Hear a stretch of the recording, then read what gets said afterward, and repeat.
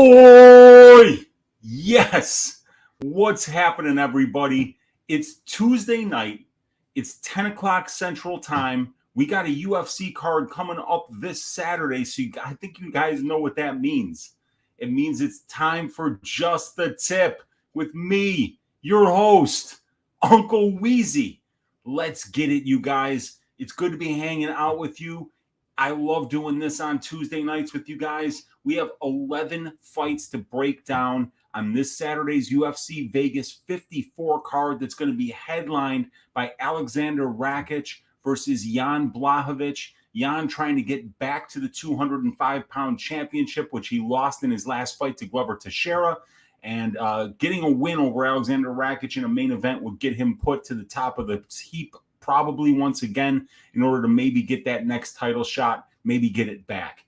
But Aleksandar Rakic, I think 9 years younger, in a different part of his career trajectory right now, is going to be very hungry and looking to take that next step because I think he wants gold around his waist too. So going to be a great main event here. We got 10 other fights besides that one to break down, and we're going to finish like we always do with Uncle Weezy's ass shaving of the week.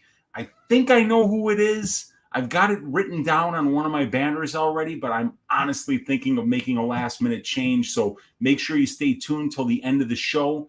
But what's going on with everybody in the chat? Let's see who's hanging out with me and Smooth Jimmy here on a Tuesday night. My guy Mushroom from Philly, first in the room. What's good, my friend? Saying, what's up, Uncle Weezy? Truly one of the most debonair stat savants on YouTube. How are you tonight?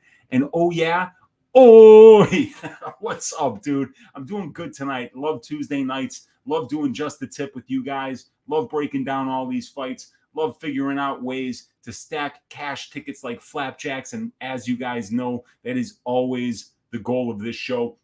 Before we go into the rest of who's in the chat here, last week we kept that winning streak going, up 2.01 units tracked. The ass shaving of the week, we came off of a 1 week losing streak and started up the next winning streak. Hopefully we'll get week 2 of it this week. But Tracy Cortez by decision gave you guys a plus money ass shaving, came through, beating Melissa Gatto. I got to tell you, I was nervous about that one. Everybody and their mother was on Melissa Gatto, and I just had to.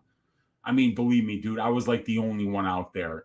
Everybody else, there were a lot of people that were making it their most confident pick, people that I really respect and I hate being on the other side of, but I trusted my read. I knew that her wrestling and scrambling abilities were better, and I knew that her ability to be able to control minutes when she gets the fight to the ground would be better, and that's exactly what happened. We cashed some bets last week, cashed a bet on, let's see, Tracy Cortez money line, Tracy Cortez by decision, the under 2.5 in the Royval Schnell fight, Macy Chason by decision, the new champion, Carla the Cookie Monster Esparza with an absolute ass shaving from pillar to post over Thug Rose Namajunas, cashed that bet, lost a parlay, which was Clayton Rodriguez and Lupi Godinez's money lines. We were this close on Clayton, lost a straight 1.25 money line bet on Chaos Williams. Very close fight there, but I came out on the right side of a couple of close decisions as well, so no complaints from me from last week. I think we're on a couple of week winning streak here. Let's keep it going, you guys. We got my guy Jeremiah Nicola in the room saying, wise words on a Tuesday night. How's the night going, Unc? It's just getting started, baby. We're just getting started here. Thanks for hanging out, Jeremiah. We got my guy Brandon saying, let's go. We got Mark Schillingberg saying, oi, I'm on a bad run in everything but MMA. Time to focus. F this. Weezy, let's dive into this card and get paid. Let's do it, Mark. Let's go. We got Chris for the love saying, oi, what's good, Unc? An MMA fan was sick today and can't go back to work till my COVID test comes back. So I'll be awake tonight for this. Always much appreciated. I hope you are feeling better, Chris. We do not need you getting sick with COVID. Be strong, be healthy, smoke plenty of weed, and you'll be all right, my man. Papa Chuck saying Tuesday night with Uncle Weezy. Turn on that bell notification, hit subscribe, like the video. Unc deserves it. I couldn't have said it better myself, Papa Chuck. I appreciate you, brother. Thanks for hanging out, man. Zach Singleton saying, oi. We got my guy Zero Miedo saying, let's get it, my friend. We got Victor De Jesus in the room saying, oi. Yes. What's up, Weezy in chat? Let's make some money this weekend. Let's do that. Let's keep it going, Victor. We got Z Goler saying, what's up, Weezy? We got the Cuban Assassin saying, Weezy Wheeze. Let's get that bread. What's up with Pat Berry telling Rose that booze mean you're doing something right? Dude, Pat Berry, love him as a kickboxer, super fun UFC fighter to watch, a very unique personality, not the sharpest knife in the drawer. Plain and simple, you guys. That guy shouldn't be in anybody's corner giving them advice. Don't exactly know what he's doing out there, other than the fact that he's obviously been with Rose for like forever. They've been a couple forever. So I mean, it's natural that he would want to be in her corner, and I know that he wants the best for her. But that fight was rough. That was really rough to watch. I'm really surprised that Carla did get the nod there, because normally what you need to do when you're going to beat the champion and be the new champion is you need to be just a little bit better than a little bit better. Like if you're like here and the champion's down here, you're probably still not going to get that nod. So I was surprised that she did. But, nothing happened in that fight. I mean, Rose really doesn't have anyone to blame but herself. That was a horseshit performance. It's supposed to be a fight, not a dance contest, and neither one of them looked good. But here we are. Carla Esparza, the new champion. The second time that she has worn gold around her waist in the strawweight division. Congratulations, Carla. Hopefully we see a much better performance from you next time. And the same thing for Rose. We got Equity Sports Analytics saying, what's up, Uncle Weezy? Let's stack some winning tickets like flapjacks, my brother. Let's do it. Let's do it. Equity Sports, always good to see you in here, my man. We got Camden Gleason saying, oi, what's up, Unc? Had Carla by split plus 1,100. Tracy by decision. Godinez money line. Fialho inside the distance. Royval money line. Tell me why I put it all together with Canelo. Dude, Camden, I can't blame you. I know nothing about boxing, and everybody that I know and I respect who actually does follow boxing, they have their money on Canelo. So, I mean, it's a natural mistake to make, but you would never catch me parlaying anything with boxing because I don't know shit about boxing, so I wouldn't have made that mistake.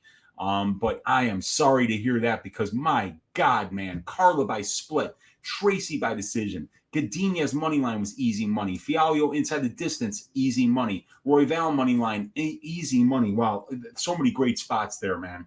We're going to get it back this week, though, Camden. Let's get it, man. We got Matthew Chalk saying, yo. We got Jeremiah Nicola saying, the excitement I get when this man says, oh. We got Dixon, your mommy, saying, oh. Dixon, your mommy. That's terrible. Mr. D saying, oh, my God. Where did we go? Oh, my God. You guys are absolutely killing it in the chat. Saying, what's crack-a-lackin', Uncle Weezy? What's up, Mr. D? Good to see you. MMA Fan 82 saying, let's get it. Mark Schellingberg saying, right, Jeremiah. We got Jeffrey Korengold saying, I'm finally awake for one. Stay awake for the next hour and a half or so, man. Jeffrey, we're going to break down this whole card. Kim V saying, I made it here for my second week. Let's go. Let's go, Kim. Thanks for joining us. Ansab saying, I find it disrespectful that the great Al Pacino isn't gracing your background. He is, actually. We just got to maybe, here, let's get this camera up just a little bit, and we could see my man, the diabolical Biz Marquis, rest in peace, Biz, right here. And then we got my guy, Tony Montana himself, Scarface, right down there, you guys. He's always with me. The Biz never sleeps, so I always have him kind of looking out for me because he never sleeps. Even now, he is sleeping the sleep of 1,000 deaths. Rest in peace, Biz Marquis. Rest in peace, Tony Montana. You got absolutely shot to ribbons by machine guns, but it was a hero's death, and we respect you for that. That's how that's how everybody should die. With 14 grams of cocaine in their system, shot up by about 20 men in a Bolivian death squad that works for a drug dealer. And then you fall over your second floor into the water feature, and then the water turns red with your blood. A hero's death, Tony Montana. I mean, let's face it, it doesn't get any better than that on South. Danny Lopez saying, much love, Weezy. Appreciate the hard work. What's up, Danny? Good to see you in here, man. Ass shaving audible. Yeah, there could be one, you guys. I've got one that's already in the chamber here, but I'm actually thinking about going with something a little more risky, you guys. Thinking about it. Haven't pulled the trigger yet. I'd like to be safe with these ass shavings. You know, I don't like to put it on the shoulders of somebody who doesn't have the proper pedigree. But we're going to have to find out till the end of the show. Once I've went through it with you guys, it makes it so much easier for me to be confident about my pick at the end. We got Mark saying, nice. I had Cortez, Fialio, Royval, and Loopy in a parlay. That's a casher right there. Rick Sanchez saying, thank you so much, Weez. What's up, Rick? We got Keep It Cool saying, let's do it this time. Time to pick some cashers. Let's go. Jarno saying, oh, yeah, let's do this. What's up, Jarno? Mike Jeffrey Korengold says, my cats are also into grooming. We got John Smith saying, Carlo won first 2 rounds in the judges' scorecards. Yeah, dude, I was drunk. I was on Pub Sports Radio doing the watch along, so I don't even remember a lot of the fight. I just remember it was awful. Danny Sue saying, cut them both. Cut the champion and the number 1 contender. Show them what happens when you put on a performance like that on a main card, man. That was terrible. We got, let's see here. JP Myberg saying, oi, Uncle Weezy, 2 confident picks for UFC Vegas 54. I'm going to give you the ass shaving of the week at the end, and I'm also going to give you guys a greasy 4-leg parlay at the end, which I'm going to put out on Twitter after Just the Tip is over. But I'm going to give you a 4-leg parlay that's checking in at plus 987, and I'm going to give you my ass shaving of the week like I always do, JP. So stay tuned. And we got John Smith saying Cannon Gleason, ouch. That's a tough one, man. And MMA fan says, I cashed big on Bivol. Bivol? I don't know who that is. Keep It Cool saying, I don't feel bad about Canelo. If you do this long enough, you'll lose money on good picks and win money on bad picks. And yeah, that's absolutely right, man. And my guy Kevin Atari saying, oi, we got MMA fans and Canelo minus 500 wasn't a good pick. Yeah, I hear you, man. When you give up, when you pay that kind of juice and it doesn't come through, it sucks, man. Nice bounce back for me this week, says Mr. D. I did lose 2 parlays with Canelo, though. Yeah, I guess he was in a lot of parlays. Don't leave the ass shavings to Sal D'Amato. Well, he wasn't in town last week, so even though I gave you Cortez by decision, luckily I didn't leave it in the hands of Sal D'Amato because he was in France, and I hope they fucking keep him there. Nando Al Razaya saying, Carla probably lost me 9,800 on DraftKings. Yikes. My God, in notional winnings, that's rough. Prince of Mischief saying, Uncle Weezy, I should have listened to you. I placed a bet on Charles by sub round 2, 3, 4, and you said take 2 Bronx sub round 1 as a precaution. I'll never doubt you again. Man, you know it happens sometimes. And I mean, God, he was having Gaethje was having some success early, but my God, he's getting it done every damn time. Mushroom says, Uncle Weezy, Biz Marquis, Tony Montana, Smooth Jimmy Apollo, and Bootsy. What a panel. We try to give you the absolute best. Jeremiah saying, how did the oi originate? Something you said growing up or what? It's something I used to say when I'd go into my brother's office to work. I'd just say, oi, it's Mike. And that's how they knew it was me. And then I started saying it like on accident just to start a show a couple of times. And when we were watching it with a couple of my friends and they saw me doing the oi, they were like, that's a winner. You got to do that all the time. So I kind of, when I heard myself doing it too, I liked it. So that's why you got to watch yourself after you do a show to make sure that, you know, that you correct some of the things that you're doing poorly and that you kind of remember the things that you do well. So I'm just trying to be myself, trying to be like the Harry Carey of MMA, just a fan that talks about it and gives you the best analysis they possibly can while horribly mispronouncing some of the players' names. We got Swoosh Plays Games saying Bivol was the guy Canelo lost to. He was plus 400.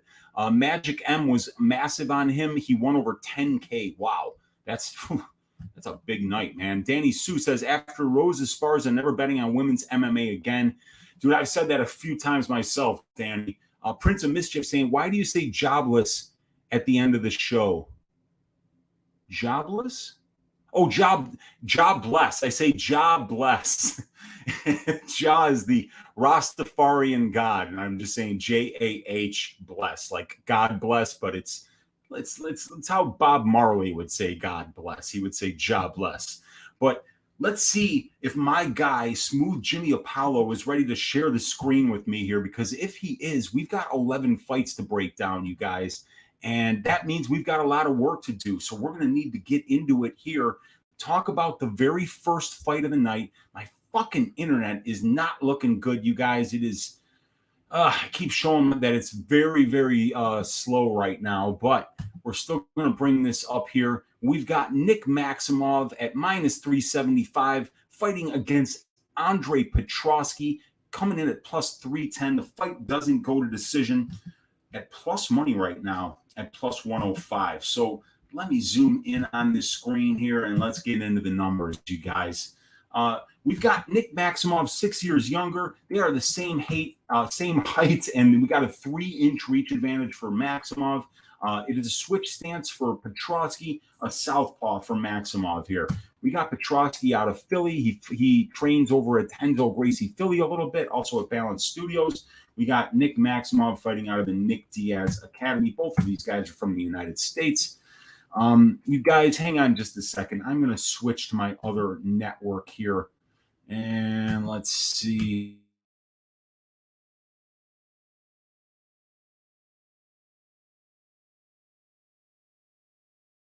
Right.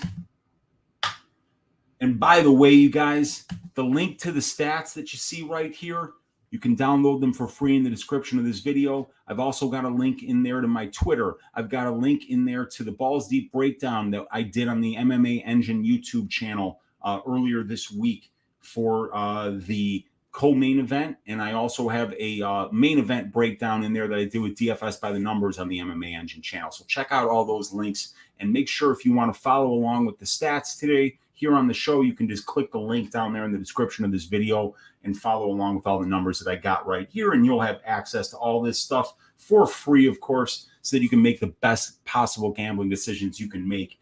We've got very similar experience numbers here for Petroski and Maximov. Petroski, a little more experience just because he was on The Ultimate Fighter. So we got some of that experience in the house. But both of these guys have 8 pro fights. Both of these guys have been in the cage for 63 minutes. And both of these guys started their career within a month of each other. Nick Maximov, one more UFC level fight, about 17 more minutes in the UFC cage here. We got Maximov with a 58% finish rate. And for Andre Petroski, it's a 100% finish rate. Petroski's been finished in 100% of his losses, but it's only one loss. And Nick Maximov has never lost. So in Petroski, we've got a guy that in 8 professional fights has never seen the scorecards. He's come very close, though. But Maximov has finished 5 of his 8 wins inside the distance. He's also got 3 wins by decision. All 3 of those decision wins came at the UFC level, so he's never finished anybody. The only finishes that he's gotten were on the regional scene against lower level competition. When he got up to the UFC against Kota, Brundage, and Soriano, they've all been decision wins. If we look at the striking numbers for these two guys, Maximov doesn't strike much. He's going to be wrestling about 80% of the fight. Petroski landing 4.22 and absorbing only 2 significant strikes per minute. He's thrown about 2.4 significant strike attempts per minute, more than his opponents. Really nice striking accuracy at almost 65%, 52% striking defense. Nick Maximov is not good on the feet, you guys. He does block punches with his face, 39% striking defense. But Nick Maximov has an excellent chin, so he is able to take your hardest shot and continue walking forward. And he commits so much to the wrestling that it really doesn't matter that his striking isn't UFC level, because you're not going to be striking for more than a minute of every round. And that is because of the commitment to the wrestling that Nick Maximov brings. 3 UFC fights, 36 takedown attempts, 65% control time for, 15% control time against. That means over 4 out of every 5 seconds of the 45 minutes that Nick Maximov has been in the UFC cage has been spent in control time positions, either for or against. So we got a guy here that has just went to the wrestling over and over again against opponents, in particular Soriano and Kota, who didn't want to wrestle. Cody Brundage is a good wrestler in his own right. He was able to give Maximov some resistance. And Soriano, a D1 wrestler in college himself, a judo state champion in Hawaii. So he's a guy who had a good grappling background, but we know that Puna didn't like to use it. He prefers to just stand and swing. So that's why I picked Maximov to beat Punahele Soriano and cashed a plus money bet on him. It was because I knew that Soriano wasn't going to see the game plan that he normally sees. Nobody ever tried to wrestle Punahele Soriano. I knew that Maximov was going to probably shoot 20 takedowns, which is almost what he did. But the problem here, you guys, is that this line is ridiculous. This line makes no sense at all. There's nothing that Nick Maximov is better than Andre Petroski at other than conditioning and chin. Everything else, Petroski is probably got even a better wrestling pedigree. Petroski is a Brazilian Jiu-Jitsu, I believe it's a brown belt, but I'm not sure. He is very good. He's right there with Nick Maximov in the wrestling and the grappling. And actually, his striking is better than Maximov's. I mean, anybody's striking at this level is pretty much better than Maximov's. But this is a very close fight.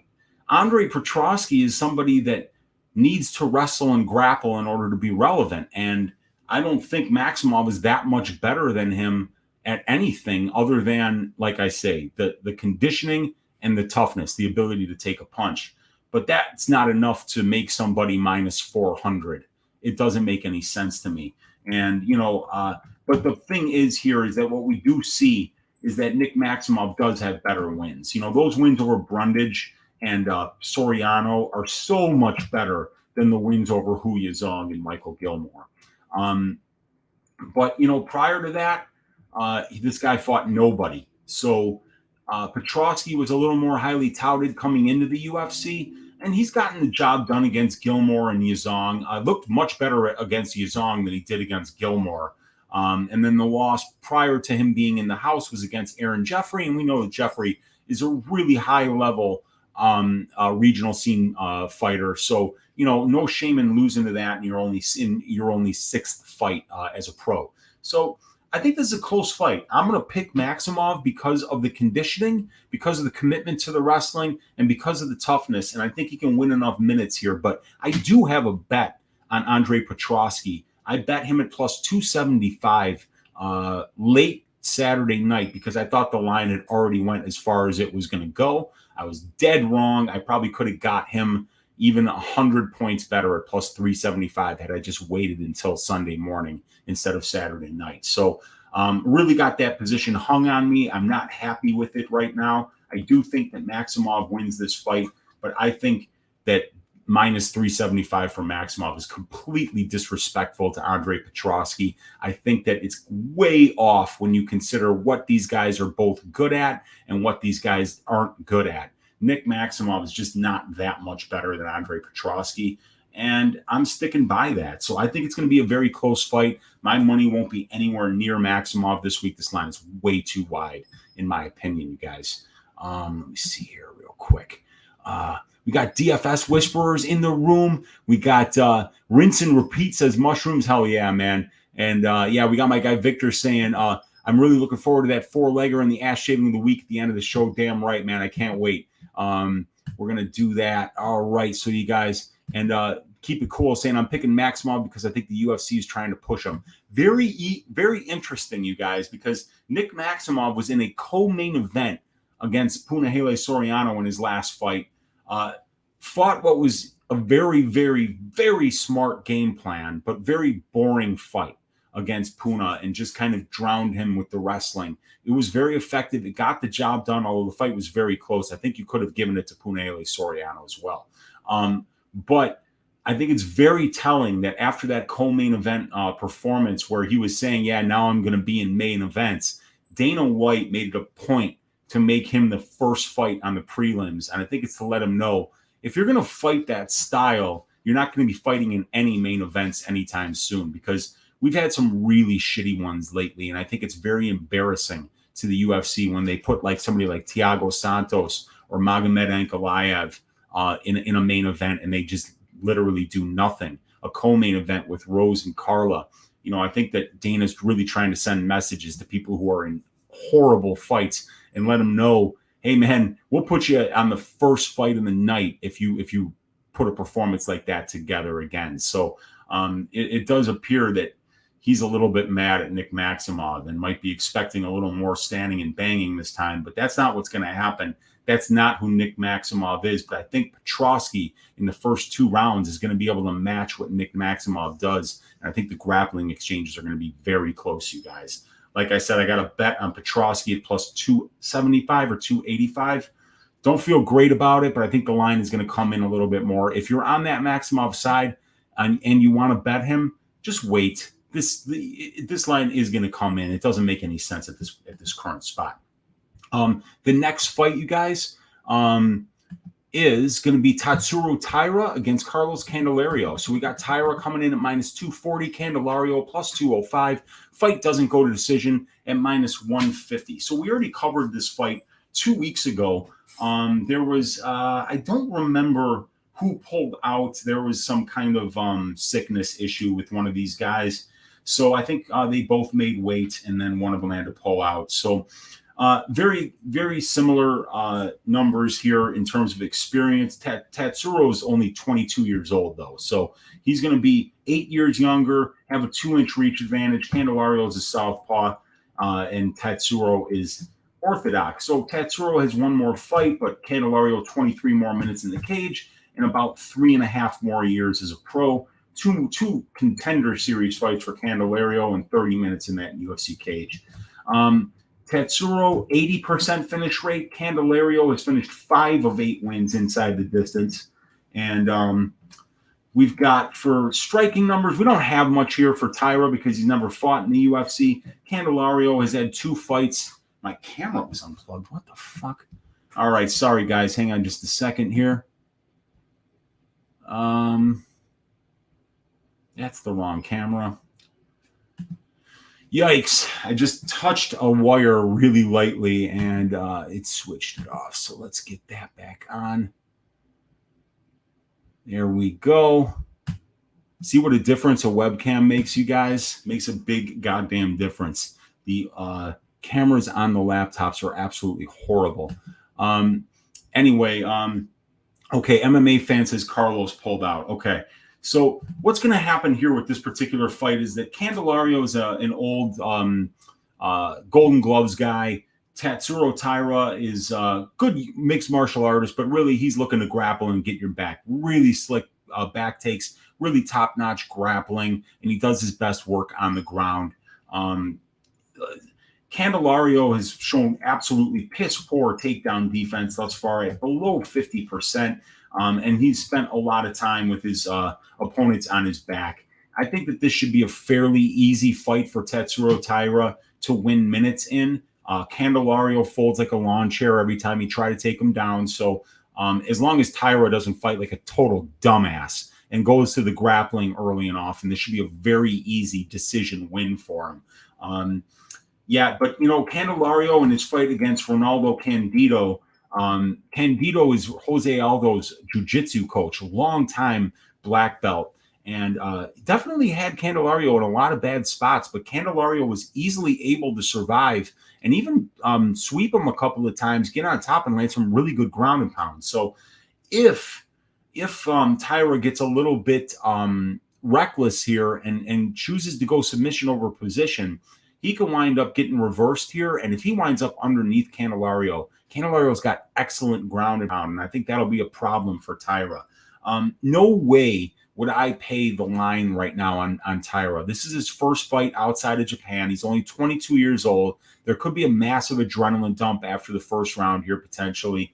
But like I say, stylistically, Candelario can't stop a takedown and is not particularly great at getting back up either. And somebody who's so good with control, who's a position over submission grappler like Taira, should be able to easily win minutes if he's not a complete dumbass and chooses to strike. If that would be the only way that this fight, I think, could get really close. But even if this fight takes place on the feet, I don't think it's a guarantee that Candelario wins all the minutes. It could be very close even standing because Taira's got serviceable stand-up. And like I say, he's only 22 years old. Very hot prospect. He's just going to be getting better from here. And he's shown a lot. And even though the guys that he's fighting on the Japanese regional scene would never sniff the UFC, they are experienced fighters who have had a ton of pro fights. So the fact that this kid's 19, 20, 21 years old, beating some of these veterans and finishing them inside the distance is pretty impressive. So the pick here is going to be Tatsuro Taira by decision. And right now, I think that's the best way to play this one, you guys. Let me show you why. So we have got the line right now on Taira is minus 240. But if we go to Taira by decision, we see that he's about plus 225, plus 250 in a couple places. So that's a big difference. And then if we look at the prop template here for this particular fight, one of the spots that we pointed out was the over 2.5 rounds at plus 104 on probability a couple of weeks ago. These flyweight fights go over 2.5%, 63.8% of the time. And we're only paying a 49% implied probability here. Neither one of these guys has ever been finished inside the distance. And Candelario and Taira are finishing much lower level competition than what they're going to see in the UFC. So I think there's a very high probability that this fight goes to decision. We see that 6 of 19 of their combined fights have went to decision, and that is 31.6%. But at the UFC level, both fights for Candelario have went to decision, and we've never seen Taira at this level. So he won't be fighting Japanese cans that are 43 years old. So this is going to be a fight that I think goes to decision. That over 2.5 at plus money is a good spot. So if I like the over 2.5, then what I like even more is the favorite to win by decision. So Tatsuro Taira by decision at between plus 225 and plus 250 is probably something I'm going to be sprinkling about a half unit on this week, you guys, as a nice small underdog or plus money bet that I think has a very high chance of scoring because Candelario's never been finished, and Taira, this is going to be the highest level opponent he's ever fought. And even though that's the case, Taira still has 3 wins by decision, 2 wins by decision, so he can win minutes as well as just win moments. The next fight, one of the most handsome fighters in the UFC, Virna Jandiroba, an absolutely beautiful head of hair, going to be squaring off here in the strawweight division against Angela Hill. Let's get this banner up here, and we've got Virna Jandiroba, nice sized favorite here at minus 175. Angela Hill, the plus money at plus 150. The fight doesn't go to decision, plus 175 here. By the way, Paloma, check. Gotta have a nice beverage here to go through all these fights with you guys. Thank all 57 of you guys for hanging out with me here on a Tuesday night. I promise you, we're going to find some angles on all these fights and some ways to make some money this week. So Virna is younger, and the height and the reach are the same. They're both orthodox fighters. Virna Academy Fight House, Alliance MMA for Angela Hill. So Hill's got 4 more professional fights and about twice as much cage time as Virna Jandiroba, about 150 more minutes in the pro cage. And these ladies started their career within a year of each other. It's Jandiroba, who's got about 10 more months as a pro. Angela Hill, though, 13 more UFC level fights and 200 more minutes in the UFC cage. So Angela Hill, much more experienced here, especially at the UFC level. But prior to the UFC, Virna Jandiroba, I believe, was the Invicta champion at 115 pounds. And some of the names on her resume prior to the UFC are pretty good as well. So, both of these ladies have had good careers, but it's definitely Angela Hill here with 19 UFC fights and over 250 minutes in the UFC cage. It's a lot more experienced.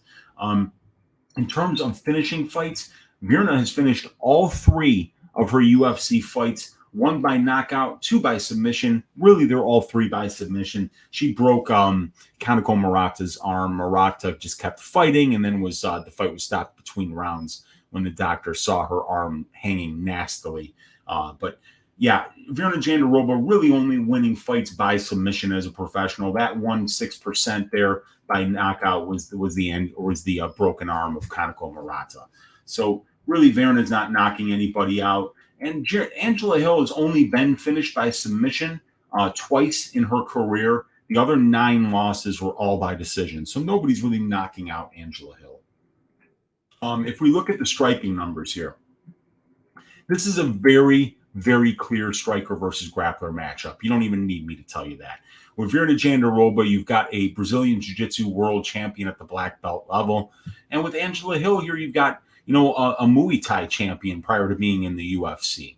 So Angela Hill is landing 5.56 significant strikes per minute and only absorbing 5.15, 50% striking accuracy. She's landed 3 knockdowns in 19 fights, and she's only been knocked down once in 1,356 significant strikes absorbed. So she's got a head like an Easter Island statue. You're not knocking out Angela Hill.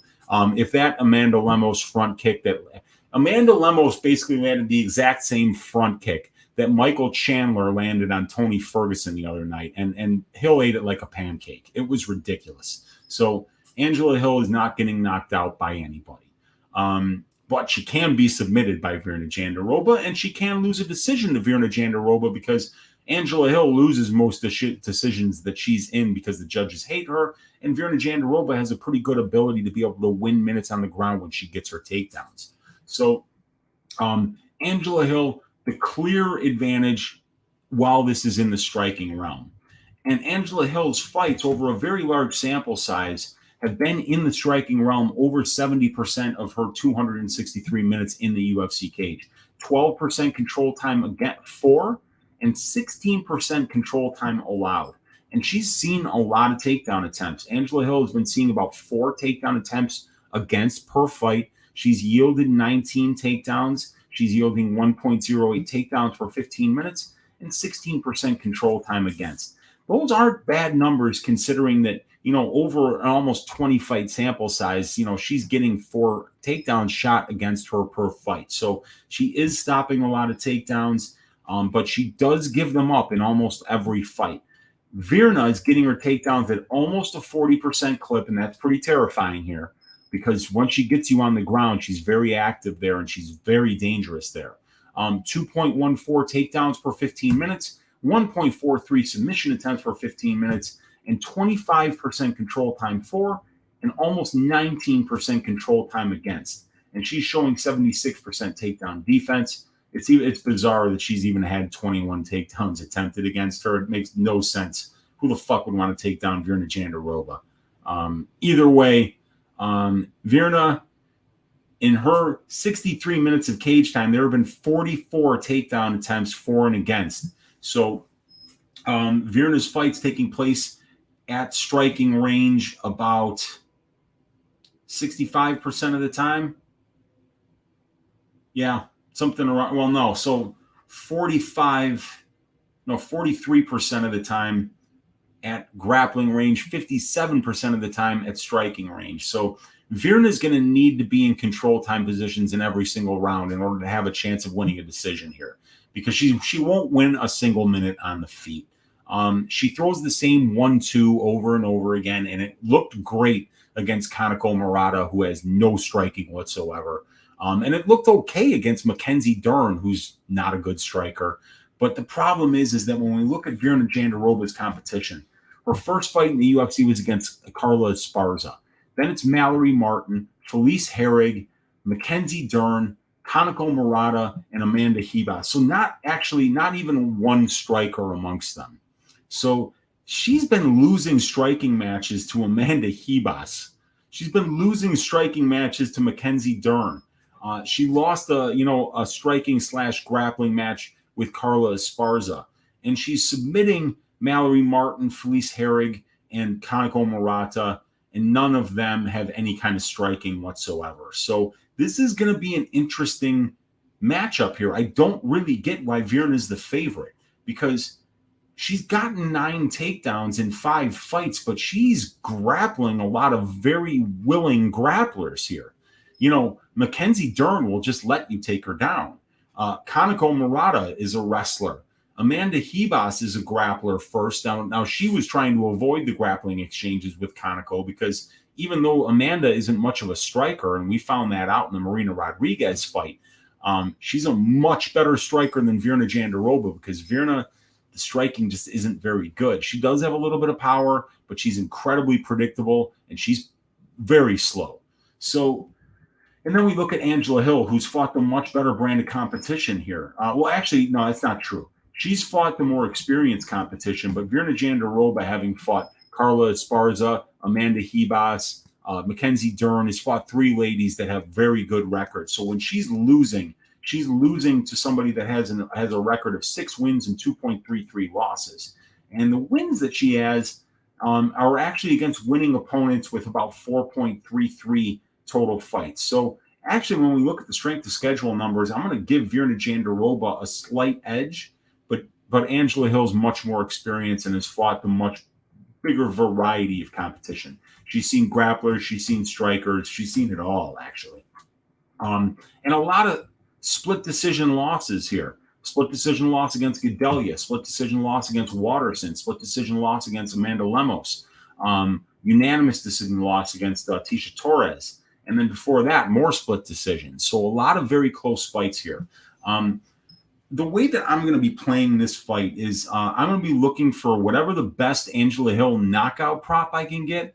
And then I'm going to get whatever the best Angela Hill decision prop I can get. And I'm going to try to put an amount on each of them so that the profit would be the same if I hit either side. And it's going to be like a de facto Hill by knockout or decision bet. And then I think the way that you want to play Jandiroba is either Jandiroba by sub or decision. And that way you can get a little bit off that money line. Because, look, Virna Jandiroba is not knocking out Angela Hill. Nobody's knocking out Angela Hill.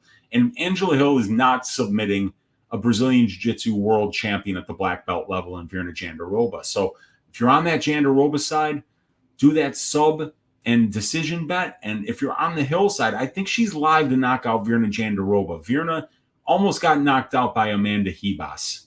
Amanda Ribas isn't knocking out anyone, you guys. Sorry.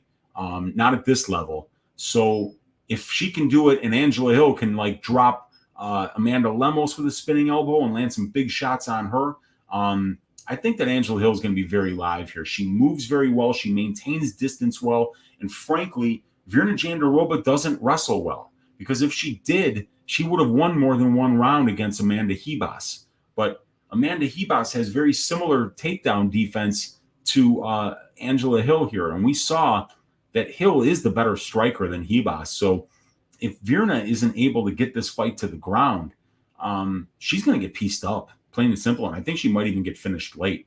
I might even be taking an Angela Hill round 3 prop because, I mean, Amanda Ribas beat the shit out of Virna Jandiroba in the 3rd round.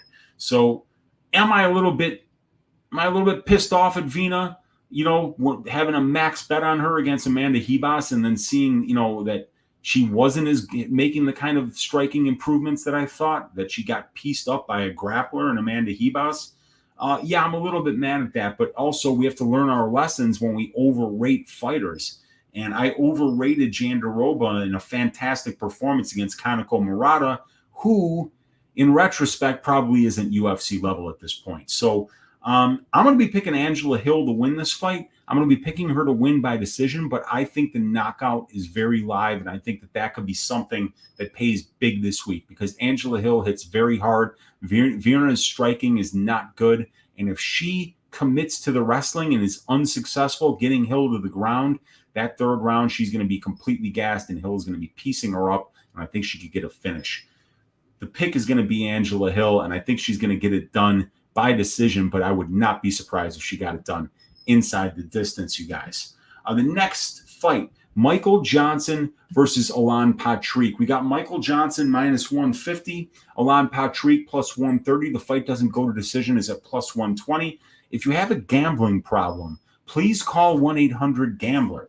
I do not have a gambling problem, so I will not be betting on this fight. I don't give a shit about this fight. My money won't be anywhere near this fight, and neither should yours. Which one of these guys is more washed? The answer is both. Which one of these guys is more disappointing? The answer is both. Which one of these guys can snatch victory or snatch defeat from the jaws of victory. And that's Michael Johnson right there. Look, this fight is trash. Neither one of these guys should even be on the roster. I don't even know why Michael Johnson is still on the roster. I think he's lost 33 straight fights, if I'm not mistaken. When was the last time Michael Johnson won a fight?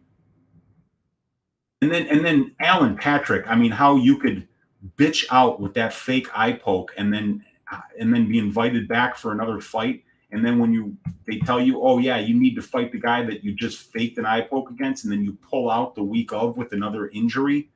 I mean, it's absolutely pathetic. So yeah, 7 of his last 9 fights he's lost, and one of the wins was against Artem Lobov. Losses to Clay Guida, Thiago Moises, Stevie Ray.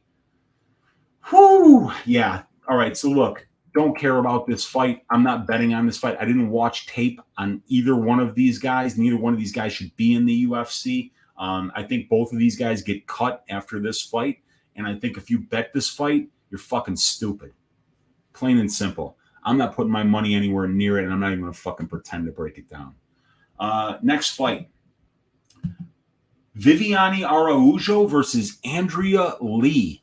Okay, so we've got Araujo coming in at -110. We got Andrea KGB Lee, -110 as well. The fight doesn't go to decision at +220.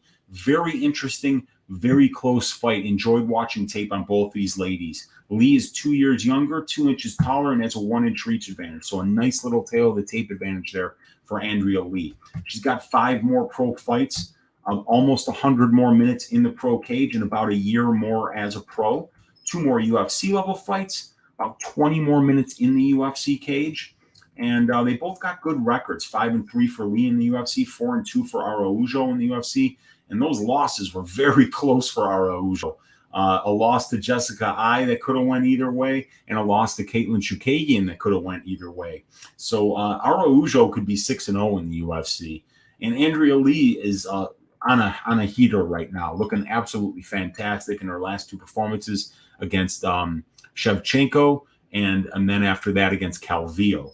So we see that Andrea Lee overall is finishing 61% of her pro wins, and for Araujo, it's 70%. And Araujo has finished 1 of her 4 UFC wins, and for Lee, it's 2 of her 5 UFC wins.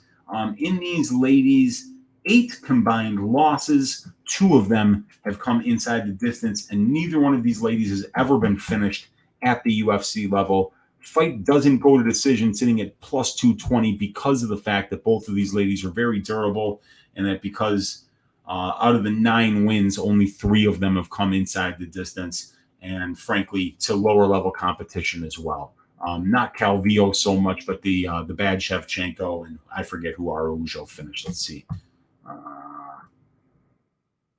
It's way back, so I don't even know. Anyway, striking stats. Andrea Lee's striking stats are fantastic, you guys. She's throwing 11.77 significant strike attempts per minute, so she throws more volume than her opponents. She's landing about 2 more significant strikes per minute than she absorbs. Really nice accuracy at almost 50%, and impeccable striking defense at 65.3%. She's never been knocked down. Vivi has gotten 1 knockdown and 441 significant strikes landed, but she's absorbing more significant strikes than she lands, and she's getting outthrown by a significant margin. So when I watch tape on these ladies, Vivi moves very well. She switches stances a lot. She's in and out, left and right. And Andrea Lee more or less stays in front of her opponent, but she moves her head a lot, and she just throws a ton of volume. She drowns her opponents in volume, and I think that that's going to be the case here too. Both of these ladies hit hard, but I don't think Vivi hits any harder than Andrea Lee does at this point. And Andrea Lee's just going to have the more variety of attacks, and she throws uppercuts, straights, body kicks, leg kicks. They come from everywhere, a lot of hooks in there too. So I think that Lee's going to have the variety advantage, the volume advantage. She makes little noises when she throws. That sometimes is good for the judges, as we know with Katlyn Chookagian, who we're going to talk about later on tonight. I'm giving Andrea Lee the striking advantage here, but I think it's going to be close. And Vivi She's gotten 12 takedowns in her 6 UFC fights. She's getting them at a 60% clip. She's averaging over 2 per 15 minutes, but the control time, not really there. Only 12% control time for and 6% control time against. So I've seen Vivi win some minutes on the ground, and I've seen Andrea Lee lose some minutes on the ground. But I think that it's very important here that Andrea Lee is able to keep this fight standing for her. If she can't stop Vivi's takedowns, I think she's going to wind up on the bottom and lose enough minutes to make whatever advantage that she has in the striking while it's standing maybe go away, just because she might give up a minute and a half on her back in every round if Vivi continues to get these takedowns at a 60% clip. But Andrea Lee, she's getting her takedowns at a really good clip too. And I love the efficiency here for Lee. She outcontrols her opponents by just a little bit, but her opponents have attempted 15 more takedowns and have gotten 4 more. So the fact that Andrea Lee is outcontrolling her opponents is very impressive. And then if you look, Vivi has gotten 12 takedowns and only yielded 1, yet she's only outcontrolling her opponents at a 2-to-1 ratio. But 95% takedown defense for Vivi, and I think that that's a function of her constantly switching stances and moving really well on her feet. She's a hard girl to track down. She's a hard girl to hit. She's got almost 60% striking defense, and she stops takedowns very well. Great hips and moves very well. She's hard to track down. So I don't think we're going to see Lee going to the wrestling all that much here. Maybe she will to try to win some minutes at the end of a round. I think that that'll be a great way for whichever one of these ladies is going to pull away from that minus 110 line and have a chance to win this fight. It's going to be the one that mixes in the wrestling in the last 60 seconds of each round, if they're close rounds, to try to win it at the end. And both of them have the capability to do it. But guess what? Lee's got 58.5% takedown defense, and Vivi's got 95% takedown defense. So you can see why I'm a little bit worried if I'm on the Andrea Lee side that she might lose some of those minutes in the grappling exchanges because of her inability to be able to stop takedowns. If we look at the strength of schedule numbers here, we're going to see a little bit of an edge here for Araujo overall, and a little bit of an edge in experience for wins for Araujo, but the better ratio in the wins for Andrea Lee. And in the losses, it's slightly better for Araujo. So, I'm going to give Araujo a slight strength of schedule edge here.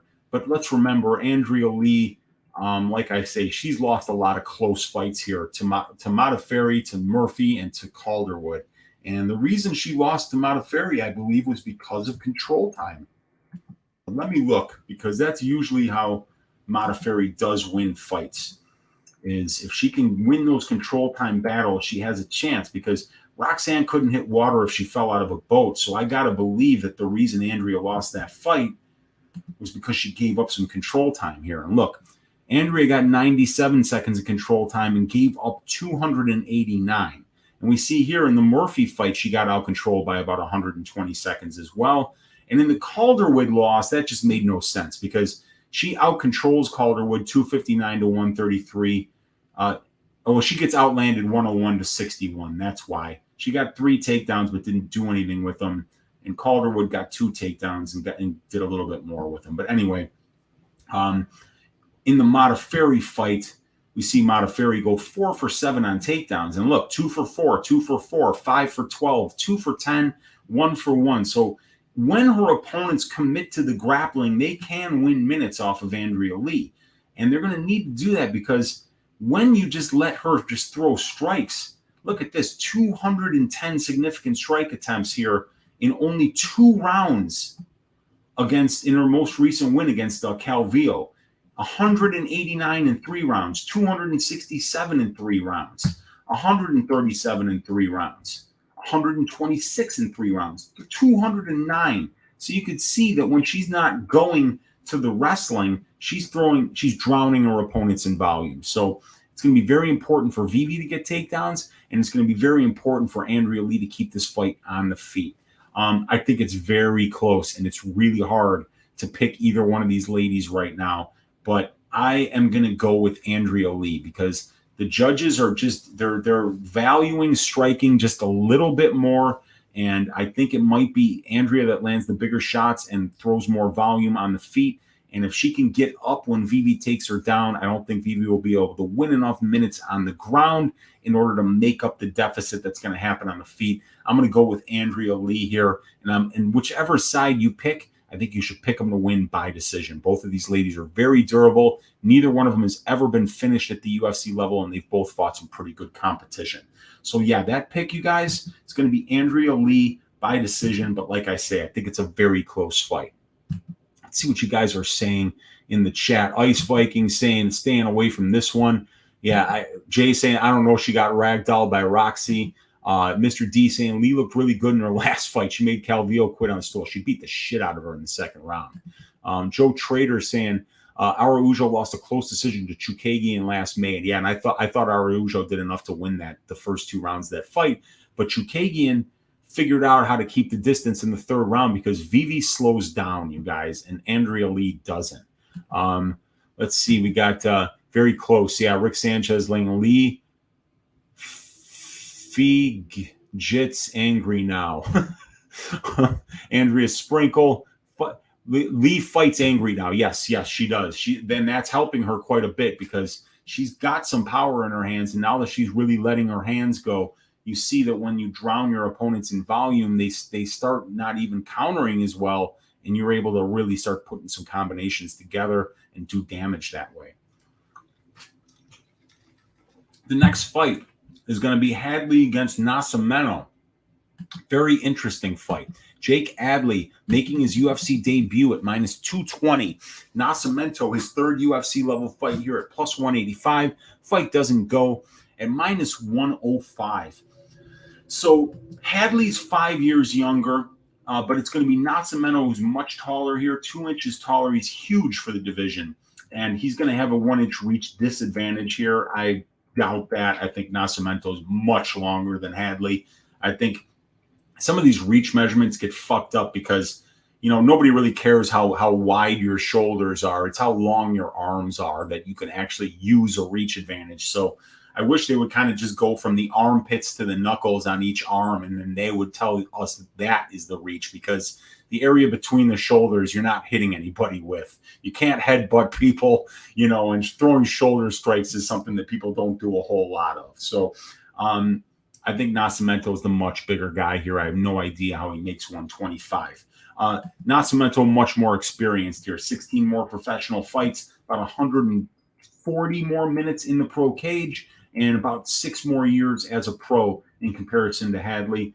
1 more UFC level fight and about 22 more minutes in the UFC cage. Hadley finished 75% of his 8 wins at 6 of 8 inside the distance. Nascimento, 83% of his 18 wins. So that's 15 wins inside the distance for Nascimento. Nascimento has never been finished, and neither is Hadley. So in this case, you've got two guys who are really good finishers on the plus end, but in 6 combined losses, neither one of them has ever been finished.